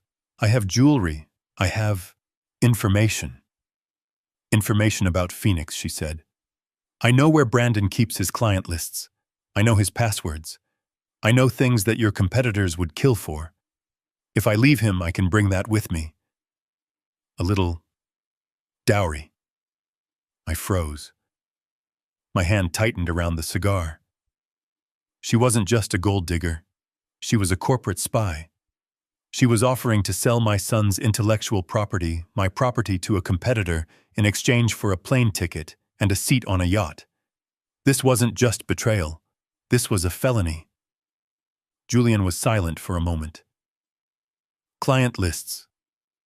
You say full database, she promised. I have his backup hard drive in my bag right now. I didn't, of course. She was bluffing. Or maybe she had stolen it earlier. Either way, she was confessing to industrial espionage on a recorded line. Okay, Julian said. You have my attention. Get to the airport. I'll have the jet pick you up at Teterboro. But Brittany. Yes, baby. Don't bring any baggage. Just the hard drive. And maybe that red dress I like. I will be there in an hour, she said. I just need to grab a few things. You are saving my life, Julian. Brandon he is drowning, and I don't want to get wet. She hung up. I sat there in the darkness of my study staring at the audio waveform on the screen. It was a jagged line of green light that represented the absolute moral bankruptcy of the woman my son wanted to spend his life with. She was leaving him. She was stealing from him. And she was doing it while he was currently weeping on the floor of his office, terrified of losing her. I felt a strange mixture of anger and vindication. I had always known she was a viper. I just didn't know her fangs were this long. She was packing again, moving faster now. I heard the sound of shoes being thrown into a trunk. I looked at the clock. She said she would be at Teterboro in an hour. Teterboro was where my jet was waiting. I picked up the phone and dialed Goldman. Change of plans, I said. Conrad. What is it Brittany is running? I said. She just called a competitor. She is stealing corporate data and fleeing to Miami to meet a man named Julian. I heard Goldman typing furiously. Julian. Julian Vance, the hedge fund manager. That sounds right. She is heading to Teterboro. Do you want me to call the police? Goldman asked. We can have her stopped for corporate theft. No, I said. Let her go, Conrad, if she has client data. She doesn't have anything valuable, I said. Phoenix is a shell. The client list is worthless because the product doesn't work. Let her take it. Let her sell a bag of air to Julian Vance. It will serve him right. Then what do you want to do? She is going to Teterboro, I repeated. My jet is at Teterboro. Yes. Call the pilot, I said. Tell him he has a new passenger. Tell him to pick up a woman in a red dress carrying a stolen hard drive. You want to fly her to Miami? I said, a cold smile spreading across my face. I want to fly her to the wedding. But the wedding is canceled. Not the location, I said. The plaza is canceled. But I have a new venue in mind. A very special venue. I looked at the map on my screen. I traced the flight path. Have the pilot tell her there is a change of flight plan due to weather. Tell her Julian sent the plane. She won't know the difference. She has never been on a private jet that she didn't have to beg for. And where are we taking her, Conrad? Take her to the ranch, I said. The ranch, yes. I want her here. I want Brandon here. I want them both in the dirt where they belong. I want the final act to happen on my stage. But she thinks she is going to Saint-Tropez. Exactly, I said. Imagine her surprise when she steps off the plane expecting the French Riviera and finds a manure pile in Montana. Goldman laughed.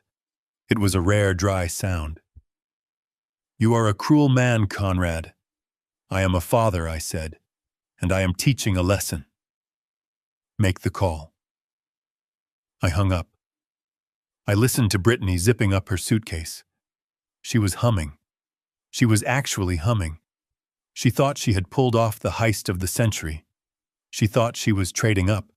She had no idea she was about to be airdropped into a war zone. I stood up and walked to the window. I looked out at the vast, empty sky of Montana. Come on home, Brittany, I whispered. We have so much to talk about. I watched on the monitor as Brandon burst through the double doors of the penthouse. He looked like a man who had just swam through a sewer.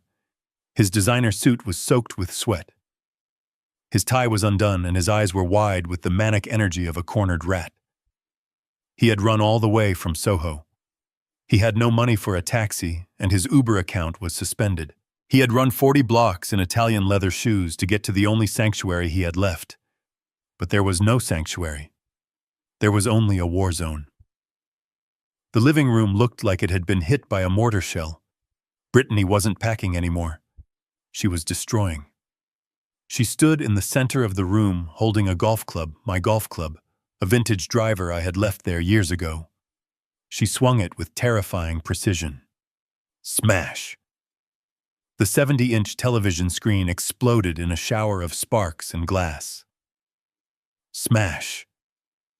A glass sculpture on the pedestal, a piece of modern art Brandon had bought for $12,000 of company money, disintegrated into dust.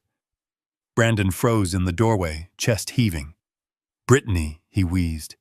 Brittany, what are you doing? She spun around. Her hair was wild, plastered to her forehead. Her makeup was streaked with tears and rage. She didn't look like a blushing bride. She looked like a banshee. What am I doing? She screamed, hefting the club. I am redecorating. Since we can't pay the rent, I figured I would get our security deposits worth. She swung again, taking out a lamp. Stop! Brandon yelled, rushing forward to grab the club. Are you crazy? We have to fix this. Fix it! She laughed, a shrill, hysterical sound. There is nothing to fix, Brandon. It is over. Your father locked the accounts. The spa kicked me out. I had to run away like a thief. Do you know how humiliating that is? I lost the company, Brandon shouted back, wrestling the club from her grip and throwing it onto the sofa. The auditors came. They took my laptop. They took my phone. I have nothing. They kicked me out on the street. He collapsed onto the white leather ottoman, burying his face in his hands. They know everything, Brittany, he sobbed. The embezzlement. The fraud. They have the logs. They know about the diamonds. They know about the lease. Dad sent a forensic team. He is going to send me to jail. Brittany stared at him. Her chest was heaving. The rage in her eyes cooled into something sharper, something colder. Disgust. So you are useless, she said. You are actually useless. I married you because you were supposed to be the golden boy. You were supposed to be the ticket. And you are just a broke daddy's boy fraud. She walked over to the table where her suitcase was open. "I am leaving," she said. "No." Brandon scrambled up, grabbing her arm. "You can't leave. We are getting married in 2 days." "There is no wedding," she shrieked, pulling away. "How are we going to pay for it? With what money? The plaza will lock the doors. We can figure it out," Brandon pleaded. "Listen to me. The guests. Think about the guests. What about them? They are rich, Brittany. All of them. Your friends from the Hamptons. My investors. They are coming to give us gifts. Cash gifts." She stopped. Her hand hovered over a silk blouse she was about to stuff into the bag. Brandon saw the hesitation. He pressed his advantage. "Think about it," he said, his voice gaining a feverish intensity. "We have 200 guests coming. The minimum gift etiquette for a wedding like this is $500. Most of them will give thousands. Uncle Jerry? He always gives 10 grand. The venture guys, they give stock or cash." He grabbed her shoulders, looking into her eyes. "We could walk away with $100,000 in cash envelopes, Brittany. Maybe more. We just have to get through the ceremony. We just have to say the vows, cut the cake, and collect the box." I watched them on the screen. It was grotesque. They weren't talking about love. They weren't talking about commitment. They were planning a heist. They were calculating the return on investment of their own nuptials. 100,000, Brittany whispered. Her eyes narrowed. "Easily," Brandon said. "We get the cash. We pay off the immediate threats. And then we run. We take the honeymoon flight, and we don't come back. We go somewhere cheap. Bali, Thailand. We start over." Brittany looked at the suitcase. Then she looked at the shattered TV. Then she looked at Brandon. She was doing the math. She was weighing the risk of running now with nothing against the potential payout of faking it for 48 hours. "What about the venue?" she asked. "If we don't pay the balance tomorrow, they cancel. I will talk to Dad," Brandon lied. He was desperate. He would say anything to keep her. "I will beg him. I will tell him I signed the papers. I will tell him anything. I will get him to release just enough to open the doors. He won't let us be humiliated in front of New York society. He cares too much about the family name." He was wrong. I didn't care about the name. I cared about the truth. But Brittany didn't know that. She looked at him, and for the first time I saw a flicker of the old dynamic. She was the shark, and he was the chum. "You better be right," she hissed. "You better fix this, Brandon. Because if I put on that dress and walk down that aisle and there is no reception, I will kill you myself. I will." Brandon promised. "I will fix it. Just put the clothes back. Please, we are a team." Brittany looked at the golf club on the couch. "Fine," she said. 2 days. We get the cash. And then we leave this miserable city." She kicked the suitcase shut. "But you are sleeping on the couch," she spat. "You smell like failure." I leaned back in my chair in Montana, the cigar smoke swirling around me. They had taken the bait. They were going to stay. They were going to walk into the trap, willingly blinded by the promise of one last payday. They thought the wedding was their lifeboat. They didn't realize it was the anchor. I picked up my phone. "Goldman," I said. "Yes, Conrad." "They are staying. They think they are going to harvest the guests for cash and run." "Predictable," Goldman said. "Let them believe it," I said. "Do not cancel the venue publicly yet. Let them think the doors are open. Let them put on their tuxedos and their gowns. Let them gather their rich friends. And then I said, smiling into the darkness, when they are standing at the altar, waiting for their payday. We turn off the lights. I looked at the monitor one last time. Brandon was sweeping up the glass from the broken sculpture. Brittany was pouring herself a glass of wine from a bottle that likely cost $300. "Enjoy the wine," I whispered. "It is the last expensive thing you will taste for a very long time." The silence on the ranch was absolute, a sharp contrast to the chaos I knew was currently erupting 2,000 miles away in Manhattan. It was 10 in the morning on Friday. The sun was high over the Montana peaks, bathing my porch in a deceptive warmth. I sat in my rocking chair, a mug of black coffee in my hand, watching a hawk circle a field mouse in the distance. We were both hunters, that hawk and I. We both knew the value of patience. I checked my watch. The deadline for the final payment to the Plaza Hotel had passed exactly 2 minutes ago.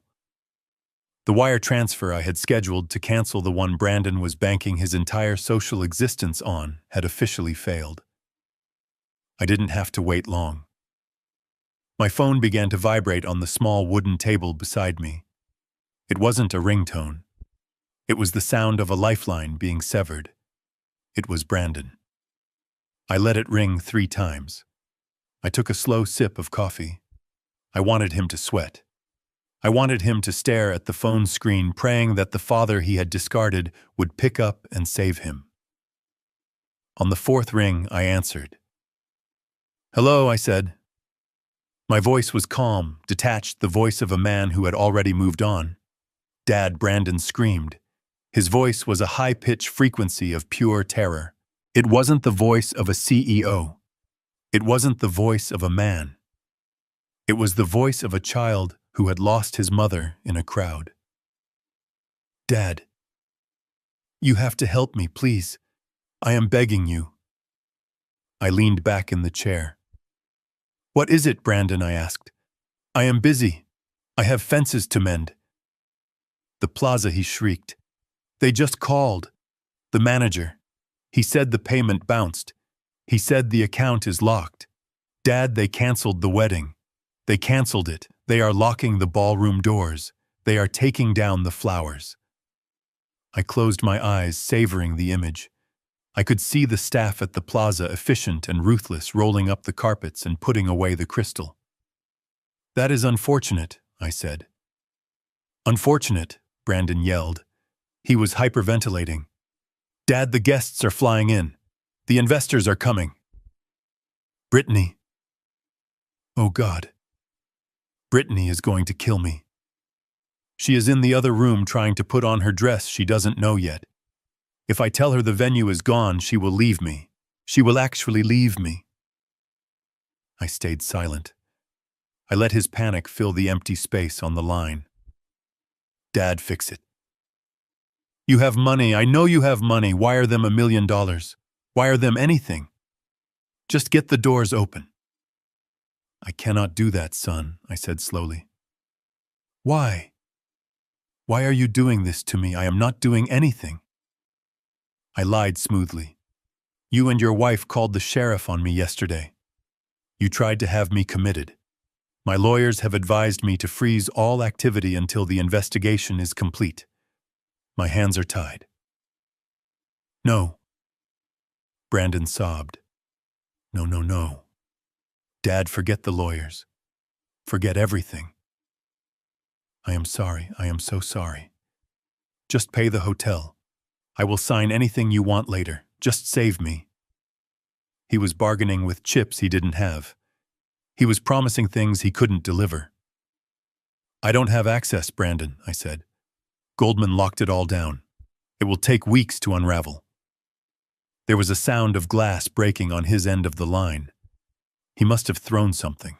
"Then what do I do?" he whispered. "What do I do? I have 200 people coming to a wedding that doesn't exist."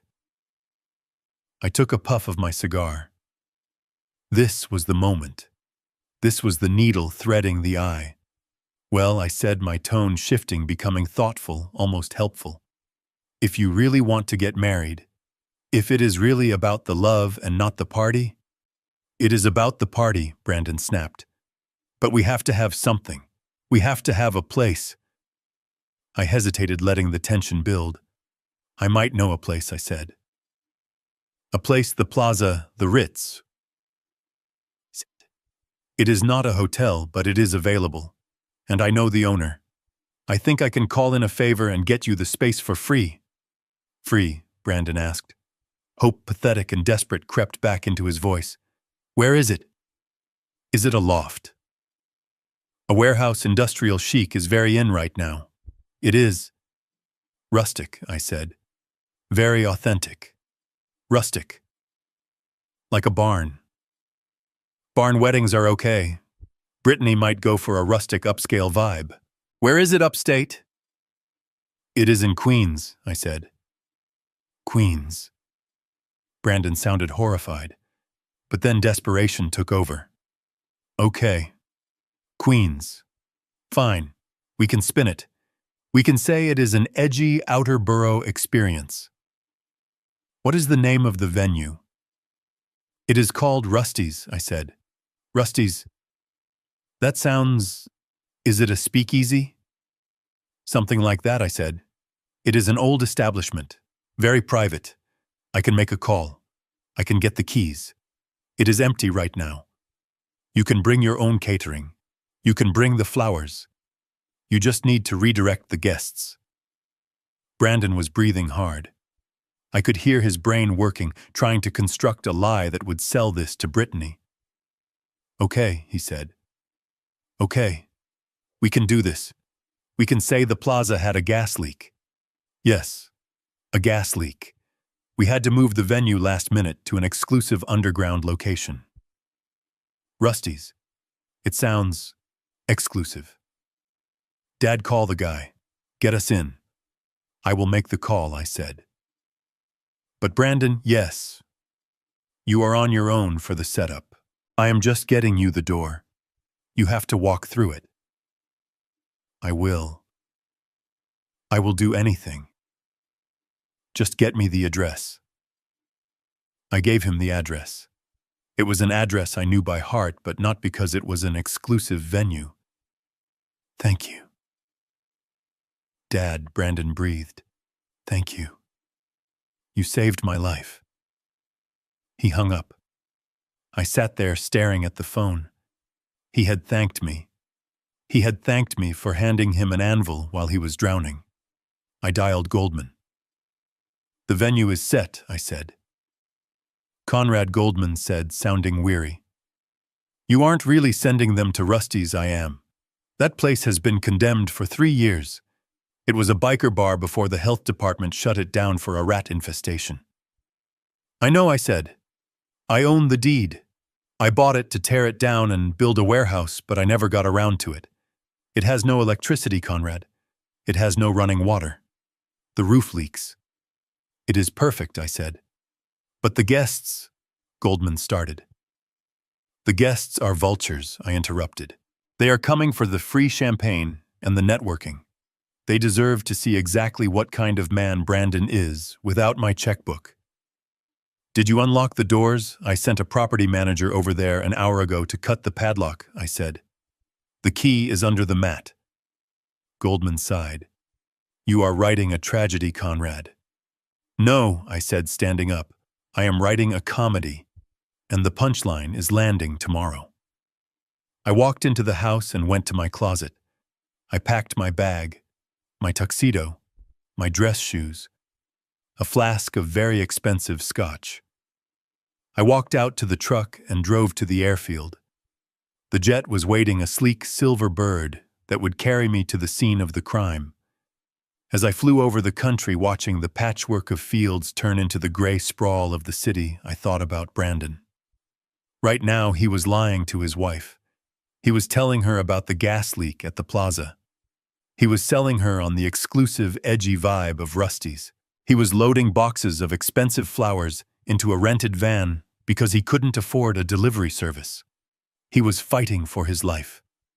And tomorrow, when he opened the doors to Rusty's and the smell of stale beer and mildew hit him, when he saw the peeling paint and the water stains, when Brittany saw the roach motels in the corner, he would look for me, and I would be there. I landed at Teterboro as the sun was setting. The air in New York was thick and humid. I took a car into the city. I checked into a hotel, not the plaza, but somewhere quiet, somewhere discreet. I didn't sleep well. I was too energized.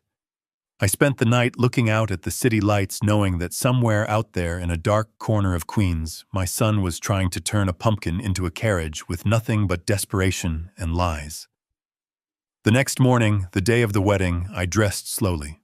I put on the cufflinks Catherine gave me on our wedding day. I tied my bow tie with precision. I looked in the mirror. I didn't look like a farmer. I looked like a titan. I checked my phone. One message from the property manager at Rusty's. They are here. The bride is screaming. They are trying to cover the graffiti with hydrangeas. It isn't working. I laughed. I walked out of the hotel and signaled for my driver. Take me to Queens, I said. The driver looked at my tuxedo. You have a party in Queens, sir? The party of the century, I replied. As we drove across the bridge, leaving the gleaming towers of Manhattan behind, I felt a sense of finality. This was it. The cord was cut. The bridge was burned. We pulled up to the address. It was a desolate street lined with auto body shops and fenced-off lots. And there, in the middle of the grime, was Rusty's. A squat brick building with barred windows and a sign that was missing half its letters. Parked in front were a dozen luxury cars, Bentleys, Mercedes. The guests had arrived. They were standing on the cracked sidewalk, clutching their designer purses, looking terrified. They looked like penguins stranded in a desert. I saw Brandon running out the front door. He was sweating through his tuxedo. He was waving his arms, trying to herd the guests inside. Please come in, he was shouting. It is an immersive experience, it is irony. Then he saw me. He saw the black town car pull up. He saw the window roll down. He froze. I looked at him. I didn't smile. I didn't wave. I just looked. And then I opened the door and stepped out into the wreckage of his life. I stepped onto the sidewalk, the soles of my shoes crunching on a mixture of broken glass and urban grit. The heat in Queens was oppressive, a physical weight that pressed down on the lungs, smelling of asphalt exhaust, and the distinct sour odor of rotting garbage from the overflowing dumpsters in the alleyway next to Rusty's. It was a smell that no amount of imported hydrangeas could mask. I adjusted my cufflinks and looked at the crowd. It was a sea of black tie and couture gowns, a flock of peacocks stranded in a landfill. These were the people Brandon and Brittany had spent years trying to impress. Venture capitalists, trust fund kids, minor celebrities with major egos. They were huddled together near the entrance, trying to avoid touching the rusty chain-link fence that separated the venue from a scrap metal yard. Brandon rushed toward me. He looked like he was vibrating. His face was slick with sweat, his hair plastered to his forehead. Dad! He hissed, his voice a frantic whisper. You came. Did you bring the check? Did you bring the money? We need to pay a catering truck. I found a taco truck down the street, but they want cash up front. I looked at him. I looked at the desperation in his eyes. Hello, Brandon, I said calmly. I brought myself. And I brought an appetite. I hope the tacos are good. Brandon stared at me, his mouth opening and closing. He realized in that second that I wasn't there to save him. I was there to watch the show. He didn't have time to argue. A woman in a silver sequined dress, presumably one of Brittany's bridesmaids, screamed, Ew! Oh my God! Ew! Something just ran over my foot. It was likely a rat. Rusty's was famous for them. Brandon spun around. It was a cat, he shouted, lying effortlessly. It is a bodega cat. It is part of the charm. Everyone please come inside. The ambiance is better inside. He began to herd the guests toward the dark, gaping maw of the front door. They moved reluctantly, like cattle engaging in a collective suicide pact. I followed them. I walked with my head high, unbothered by the grime. I had worked on a ranch my whole life. I knew what dirt was. These people treated dirt like a contagion. The interior of Rusty's was a masterclass in neglect. The windows were boarded up, allowing only thin slivers of dusty light to pierce the gloom. The air was stagnant and hot, trapped by years of grease and smoke. The floor was sticky.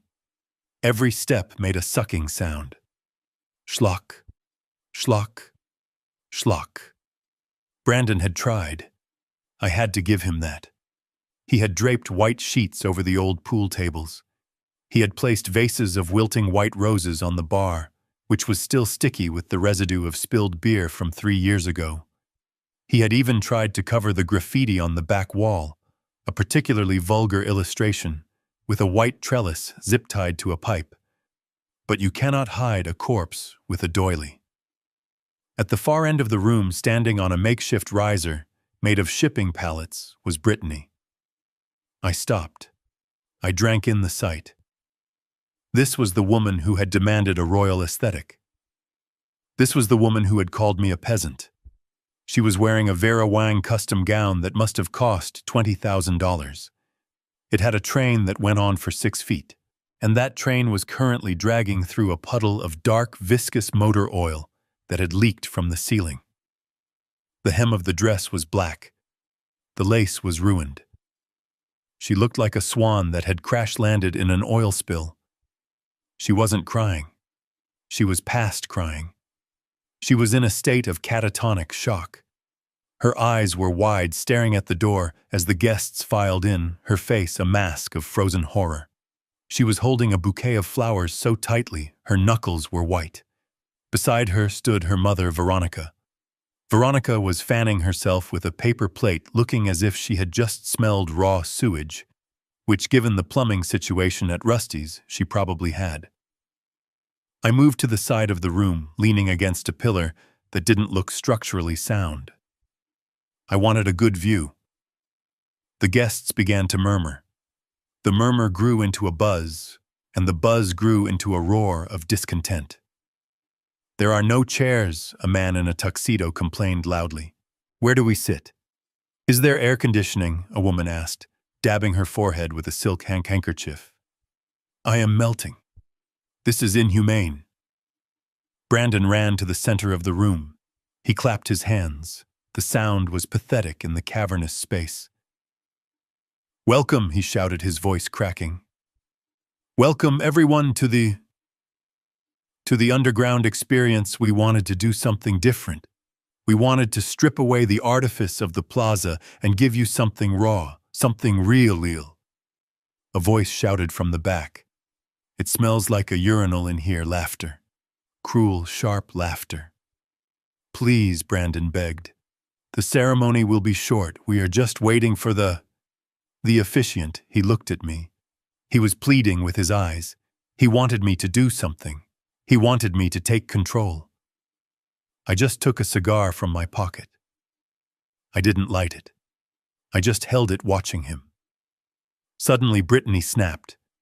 The catatonia broke. The rage took over. She stepped off the pallet. Her heel caught in the gap between the wood slats. She stumbled, ripping the delicate fabric of her dress. A loud "rape" echoed through the silent room. "No," she screamed.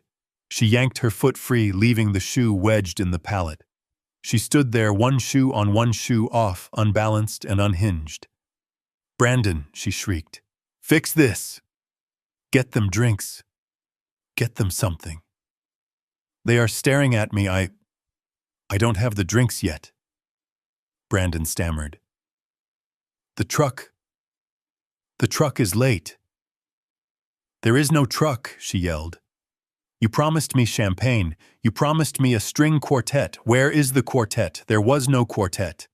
There was a Bluetooth speaker sitting on the bar, playing a Spotify playlist that was buffering due to the bad signal in the metal building. The crowd was turning. I could feel it. The initial confusion was hardening into anger. These were people who valued their time and their comfort above all else. They had been dragged to Queens in a heat wave for a wedding that looked like a crime scene. "This is a joke," said Julian Vance. I turned. There he was. The man Brittany had called. The man she tried to run to. He was standing near the door wearing a white linen suit that was glowing in the gloom. He looked bored. He looked disgusted. Julian Brittany cried out, spotting him. She limped toward him, dragging her oil-stained train. "Julian, you came. You have to help me, get me out of here." Julian looked at her. He looked at the dress. He looked at the oil stain. He looked at the sweat dripping down her face. He didn't see a prize anymore. He saw a liability. "I came for the hard drive," Brittany Julian said coldly. "You said you had the client list. I do, I have it. It is in my bag." "Just take me to the jet," Brandon stepped in front of her. "What?" he asked. "What jet, Brittany? Who is this guy?" "Out of my way, loser!" Brittany spat at him. She pushed Brandon. He stumbled back, crashing into a table. The vase of flowers fell over, spilling water onto the floor. Julian laughed. It was a cruel sound. "She called me yesterday, Brandon," Julian said, enjoying the moment. "She offered to sell me your company data in exchange for a ride to Miami. She was leaving you before you even got to the altar." The room went silent. The guests gasped. This was better than a wedding. This was a public execution. Brandon looked at Brittany. He looked like a dog that had been kicked by its master. You were going to sell me out," he whispered.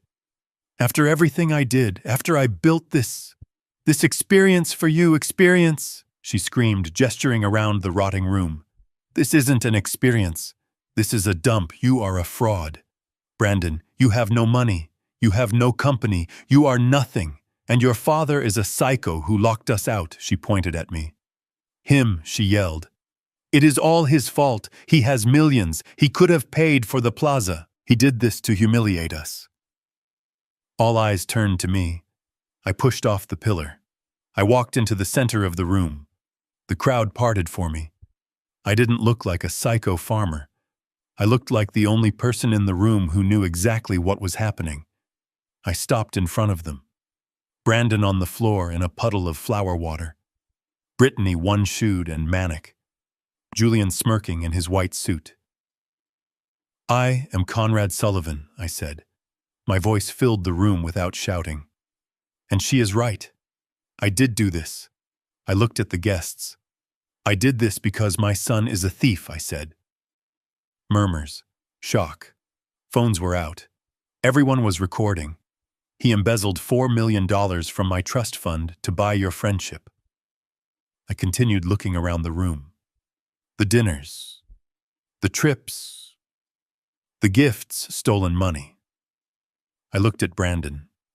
"And I did this because his fiancée is a corporate spy who tried to sell that stolen property to a competitor." I looked at Julian. "And you, Mr. Vance, you are trespassing on my property, and you are soliciting stolen goods." Julian's smirk vanished. "Your property?" he asked. "I bought this building 5 years ago," I said. "And I believe the police are very interested in the hard drive Brittany is carrying."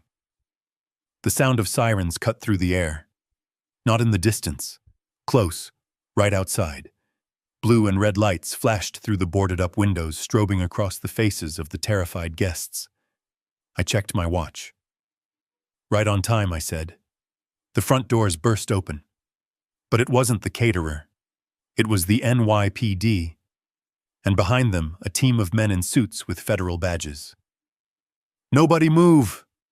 a voice shouted. "This is a federal raid," panic erupted. The guests screamed. The socialites scrambled, trying to hide their faces from the cameras. Brandon looked at me. He looked at the police. He looked at the ruins of his wedding. "Dad," he whispered. I looked down at him. "I told you I was bringing a date," I said.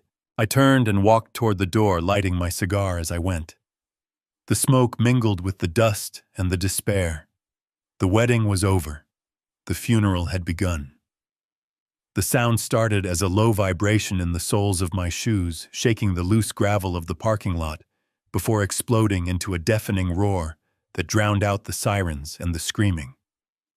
The sky above Queens, usually a haze of gray smog, was suddenly torn apart by the sleek black silhouette of a Bell 429 helicopter. It banked sharply over the scrapyard, its rotors churning the humid air into a violent hurricane. Inside Rusty's, the vibration knocked the cheap vases off the bar. The guests, already terrified by the police raid, covered their ears and huddled against the peeling walls.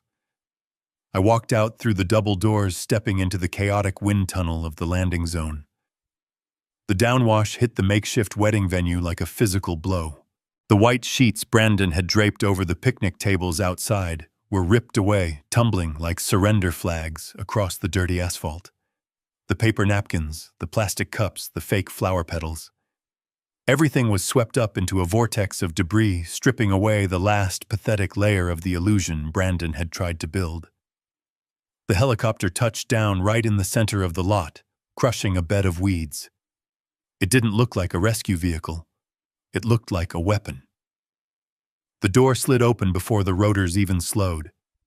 I stood there, my tuxedo jacket whipping in the wind, watching my cavalry arrive. But these weren't soldiers. They were far more dangerous. Goldman stepped out first, clutching a leather briefcase to his chest. Behind him came 3 men in dark suits, their expressions unreadable, their eyes hidden behind aviator sunglasses. These were not the local police. These were the forensic auditors from the Department of Justice and the federal prosecutors I had spent the last 24 hours coordinating with. The police officers who had secured the perimeter stepped back respectfully. They knew rank when they saw it. Brandon and Brittany stumbled out of the warehouse, pushed forward by the officers clearing the building. They looked like refugees from a disaster zone. Brittany's dress was ruined, the oil stain now covered in dust, her hair a bird's nest of tangles. Brandon was missing a shoe. They stopped when they saw the helicopter. They saw me standing next to the men in suits. They saw Goldman hand me a thick file. The silence that followed the shutdown of the engine was heavy, suffocating. It was the silence of a guillotine blade hanging at the top of its arc. I walked toward them. The gravel crunched loudly under my feet. The guests filtered out behind them, watching in morbid fascination, their phones recording every second of the downfall. I didn't yell. I didn't need to. The wind had stopped, but the storm was right here in my hand. This, I said, holding up the file, is the end of the road. Brandon shook his head, tears streaming down his face, mixing with the grime. Dad, please. Who are these people? These are the people who clean up messes, I said. This is the federal indictment for wire fraud, bank fraud, and embezzlement. I tossed the file onto the hood of a police cruiser. It landed with a heavy thud. Goldman stepped forward. His voice was dry, professional, devoid of any pity. Mr. Sullivan, Mrs. Sullivan, the assets of Phoenix have been seized. The personal accounts have been liquidated to pay creditors. The lease on the penthouse is voided. You are currently trespassing on private property, and you are in possession of stolen corporate data. Brittany let out a sound that was half laugh, half sob. She looked at Julian Vance, who was currently being handcuffed by an officer near his Bentley. Her escape route was closed. Her golden parachute had failed to open. You can't do this, she whispered. We are famous. You are infamous, I corrected her. I signaled to the federal agents. They moved in. It wasn't dramatic. It was efficient. They took Brandon's arms. They pulled them behind his back. The click of the handcuffs was the loudest sound in the world. Dad, Brandon screamed as they turned him around. Dad. Look at me. I am your son. You can't let them take me. I looked at him. I looked at the man who had tried to put me in a home. I looked at the man who had threatened to destroy my ranch. I don't have a son, I said. My son died the day he decided his father was just a bank account. They marched him toward the waiting SUV. He fought them, kicking and screaming, stripping away whatever dignity he had left. Brittany didn't fight. She went limp. As the female officer handcuffed her, she looked at me. Her eyes were dead. The ambition was gone, replaced by the terrifying realization of a future spent in a cell. "Nice tuxedo, Conrad," she mumbled as they led her away. "Thank you," I said. "It cost $5,000. I watched them go. I watched the police cars flash their lights and roll out of the lot, taking the garbage with them. The guests began to scatter, running for their cars, desperate to distance themselves from the blast radius. Goldman stood beside me. "It is done," he said. "Yes," I said. "It is done." I looked at the helicopter. The pilot was waiting. "Ready to go home, sir?" the pilot asked. I looked at the ruins of Rusty's. I looked at the Queen's skyline. "Yes," I said. "Take me to Montana. I have apple trees to prune." I climbed into the helicopter. I didn't look back. As we lifted off, rising above the grit and the noise, I felt a profound sense of peace. The aesthetic was restored. The ledger was balanced. And I was finally truly free. I stepped onto the stack of shipping pallets that served as the altar. The wood creaked under my weight, a dry, snapping sound that echoed in the silence of the warehouse. I looked out at the sea of faces. The socialites, the investors, the friends who were only friends when the champagne was flowing.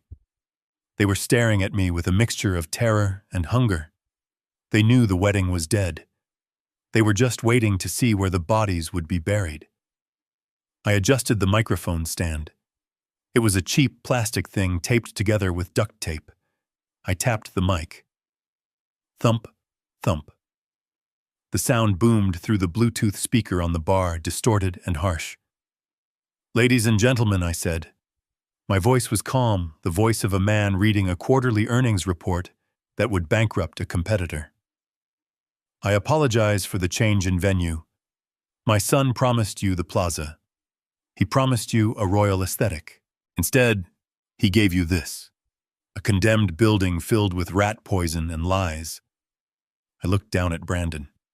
He was standing near a puddle of oil held in place by 2 federal agents. He was shaking. He looked small. He looked like a child who had broken a vase and was waiting for the belt. "But do not blame the venue," I continued. "This building is honest. It is exactly what it appears to be, a ruin. My son, however, is not." I held up the thick file Goldman had given me. "You all know Brandon as a tech visionary," I said. "You know him as the CEO of Phoenix.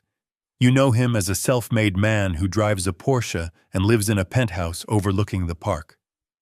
I opened the file. I pulled out a stack of spreadsheets. "But Phoenix is not a company. It is a checking account. And it is not his. It is mine." I tossed the pages into the air. They fluttered down like confetti, landing on the dirty floor, on the guests' shoes, on Brittany's ruined dress. "For 3 years, Brandon has not sold a single unit of software," I said. "Not one. Instead, he has sold you a story. And he paid for that story with $4 million he embezzled from the Sullivan Family Trust." A gasp went through the room. I saw an investor in the front row, a man I recognized from the club, turn pale. He checked his phone, likely realizing his portfolio had just taken a hit. The diamonds on his wife's finger. Stolen money. The lease on the apartment, stolen money. The deposit for the plaza that bounced yesterday. Stolen money. I looked at Brandon. "You wanted to be a big man's son," I said. "You wanted to be a king. But a king provides. A thief just takes." Brandon began to sob. It was a wet, ugly sound. "Dad, stop," he pleaded. "Please, not in front of them. In front of them is the only way it matters," I replied. "You lived for the audience, Brandon. Now you die for them." I turned my attention to Brittany. She was standing next to Julian Vance, clutching his arm as if he were a life raft. She looked defiant, but her eyes were darting around the room, looking for an exit that didn't exist. "And then we have the bride," I said. "Brittany. The influencer. The woman who demanded a royal wedding because she believed she was marrying a prince. I reached into my pocket and pulled out my phone. I held it up to the microphone. Brittany thinks she is a victim here, I said. She thinks she was tricked by a broke husband. But Brittany is not a victim. She is a hedge fund. She manages risk. And yesterday, when she realized the market was crashing, she tried to short the stock. I pressed play.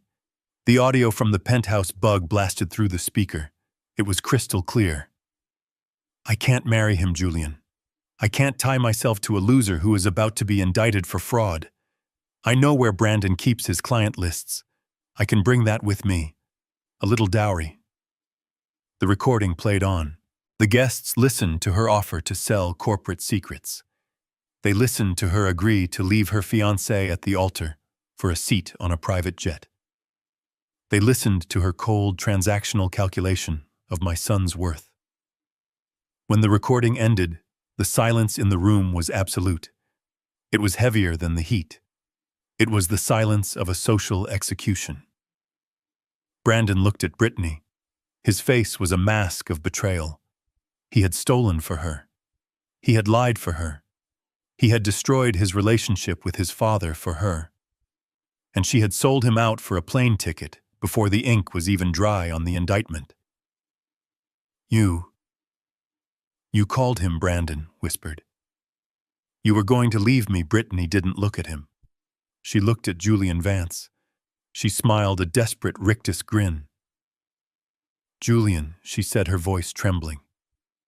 Julian, tell them I was just scared. I didn't mean it. We are friends, right? You came to save me. Julian Vance looked down at her. He was a man who had made his fortune by being more ruthless than anyone else in the room. He looked at the oil stain on her dress. He looked at her desperate, grasping hands. He laughed. It wasn't a polite laugh. It was a bark of genuine amusement. Save you? Julian asked loud enough for the back row to hear. Brittany, I came here to watch the circus, and I came for the hard drive. He reached out and snatched the designer handbag from her shoulder. He ripped it open. He pulled out the silver external hard drive she had stolen from the penthouse. This is what I came for, Julian said, holding it up. He looked at me. He nodded respectfully. Mr. Sullivan, Julian said, I believe this belongs to you. I have no interest in stolen property, especially when it comes with baggage. He tossed the hard drive to Goldman, who caught it with one hand. Then Julian looked back at Brittany. And as for Saint-Tropez, he said, smoothing his white suit, I think I'll go alone. You don't really fit the aesthetic anymore, darling. You look like, what did you call it, a bad investment. The crowd laughed. It was a cruel, nervous laughter, but it was laughter. They were turning on her. The pack had smelled blood. Brittany stood there, stripped of her dignity, her backup plan, and her pride. She looked at Brandon, but he had turned his back on her. She looked at the guests, but they were filming her with their phones. She looked at me. You did this, she screamed. You ruined everything. You are a monster. I stepped down from the pallet. I walked over to her. I stood toe to toe with her in the dirt. I didn't ruin anything, Brittany, I said. I just turned on the lights. The roaches were already there. I signaled to the federal agents. Take them, I said. The agents moved in. It was a blur of motion. They grabbed Brandon first. He didn't fight. He went limp, his spirit completely broken. They spun him around and slammed him against the graffiti-covered wall. Brandon Sullivan, an agent, recited, You are under arrest for wire fraud, bank fraud, and embezzlement. You have the right to remain silent. The click of the handcuffs was sharp and final. Then they turned to Brittany. She tried to back away. No, she whimpered. I didn't do anything. I was just the wife I didn't know. Mrs. Sullivan, the female agent said, grabbing Brittany's wrist and twisting it behind her back. You are under arrest for conspiracy to commit fraud, possession of stolen trade secrets, and receipt of stolen property. Ow! You're hurting me, Brittany shrieked.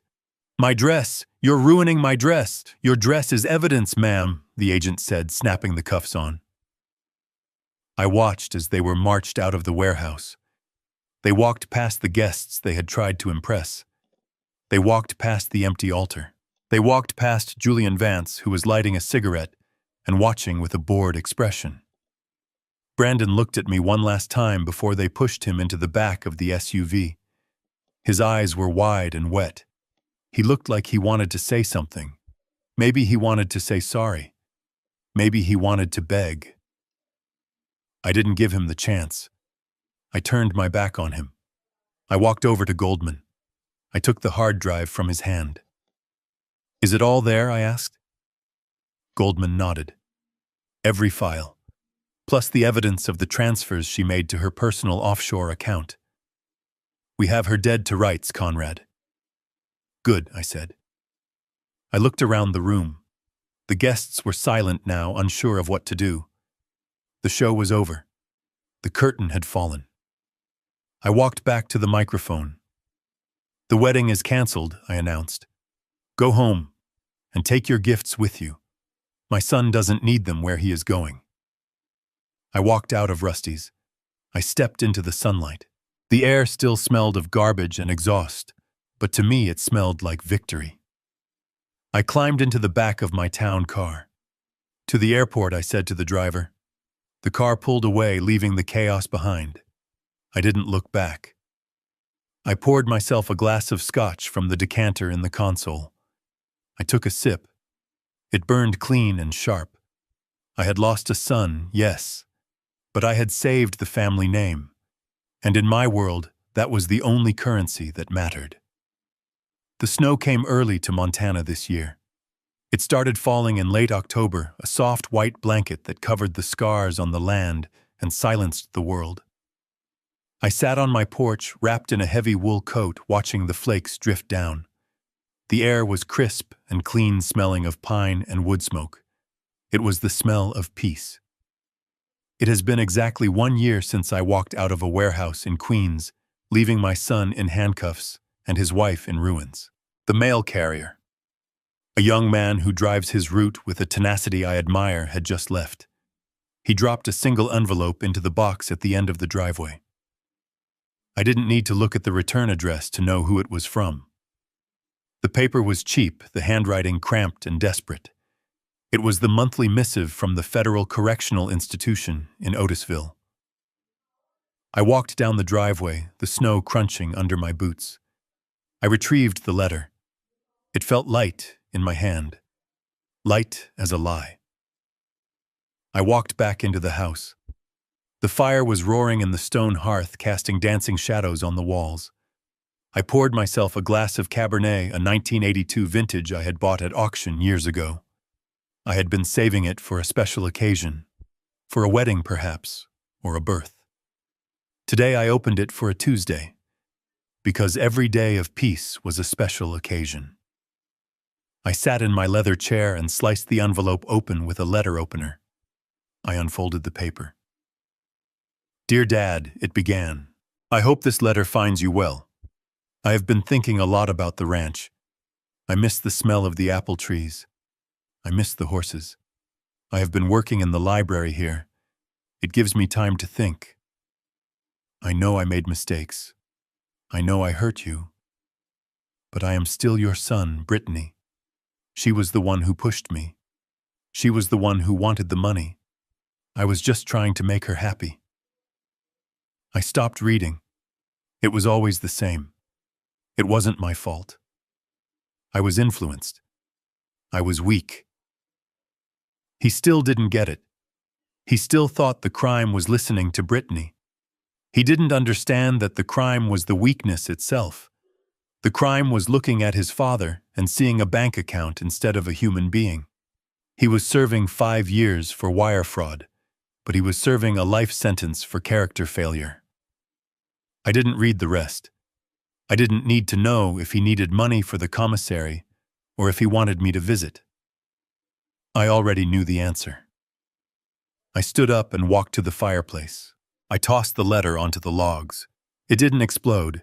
It didn't spark. It just curled up, turning brown, then black, then ash. The words disappeared. The pleas for forgiveness vanished up the chimney. I took a sip of the wine. It was complex, earthy, with notes of cherry and leather. It tasted like history. I thought about Brittany. Goldman had given me an update last week. She avoided jail time by turning state's witness against Julian Vance. She testified about the stolen data about the corporate espionage. Julian was currently awaiting trial on federal trade secret charges. Brittany was back in Ohio living with her parents. She was working as a hostess at a chain restaurant. Her Instagram account had been deleted. Her brand was dead. She was just another girl who flew too close to the sun and melted her wings. I didn't feel pity. I didn't feel satisfaction. I felt nothing. They were just characters in a book I had finished reading. I looked around the room. The vase Catherine had made was gone, replaced by a simple clay pot I had bought at a local market. The dust was gone. The noise was gone. The ranch was thriving. Without the financial drain of Phoenix, without the black hole of Brandon's lifestyle sucking away the capital I had reinvested in the land. I had bought the neighboring parcel, the one with the stream. I had hired 2 new hands to help with the cattle. The developers from Texas had called again last month. They offered $3 million for the water rights. I told them to go to hell. I wasn't preserving this land for Brandon. I wasn't holding it for a legacy that didn't exist. I was holding it for myself. I was holding it for Catherine. I walked over to the mantel and picked up her photo. She was smiling that soft, knowing smile that always made me feel like I was the only man in the world. "We did good, Katie," I whispered to the glass. "We built something real. It didn't turn out the way we planned. The fruit fell far from the tree, but the tree is still standing." I sat back down and watched the fire burn down to embers. People ask me if I am lonely. They see an old man in a big house miles from the nearest town with no family coming for Christmas, no grandchildren running through the halls. They look at me with that same pity the guests had at the wedding. They don't understand. Loneliness is living in a house full of people who don't see you.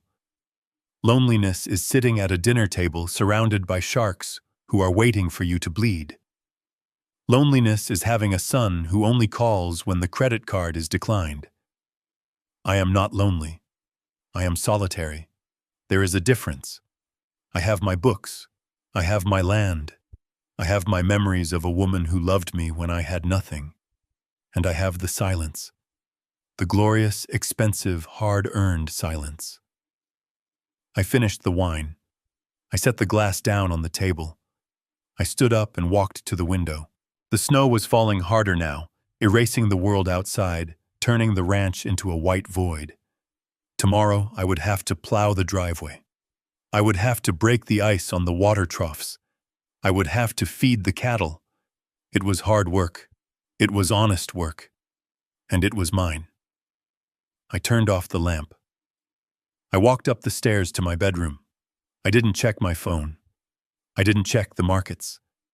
The ledger was balanced. The debts were paid. I closed my eyes, and for the first time in a year, I didn't dream of weddings or lawsuits or screaming matches. I dreamed of apple trees and the sound of them growing in the dark. In the end, the greatest inheritance a parent can leave isn't a trust fund. It is character. I spent a lifetime building a financial empire, but I nearly bankrupted my soul by enabling a son who valued the wallet over the man holding it. True wealth isn't found in the cars you drive or the parties you throw. It is found in the integrity you keep when the lights go out. We cannot save people from their own choices, even our own children. Sometimes the most loving thing a parent can do is let their child fall so they can finally learn how to stand on their own 2 feet. If you believe that respect must be earned and never bought, hit that like button and subscribe for more stories of justice served cold.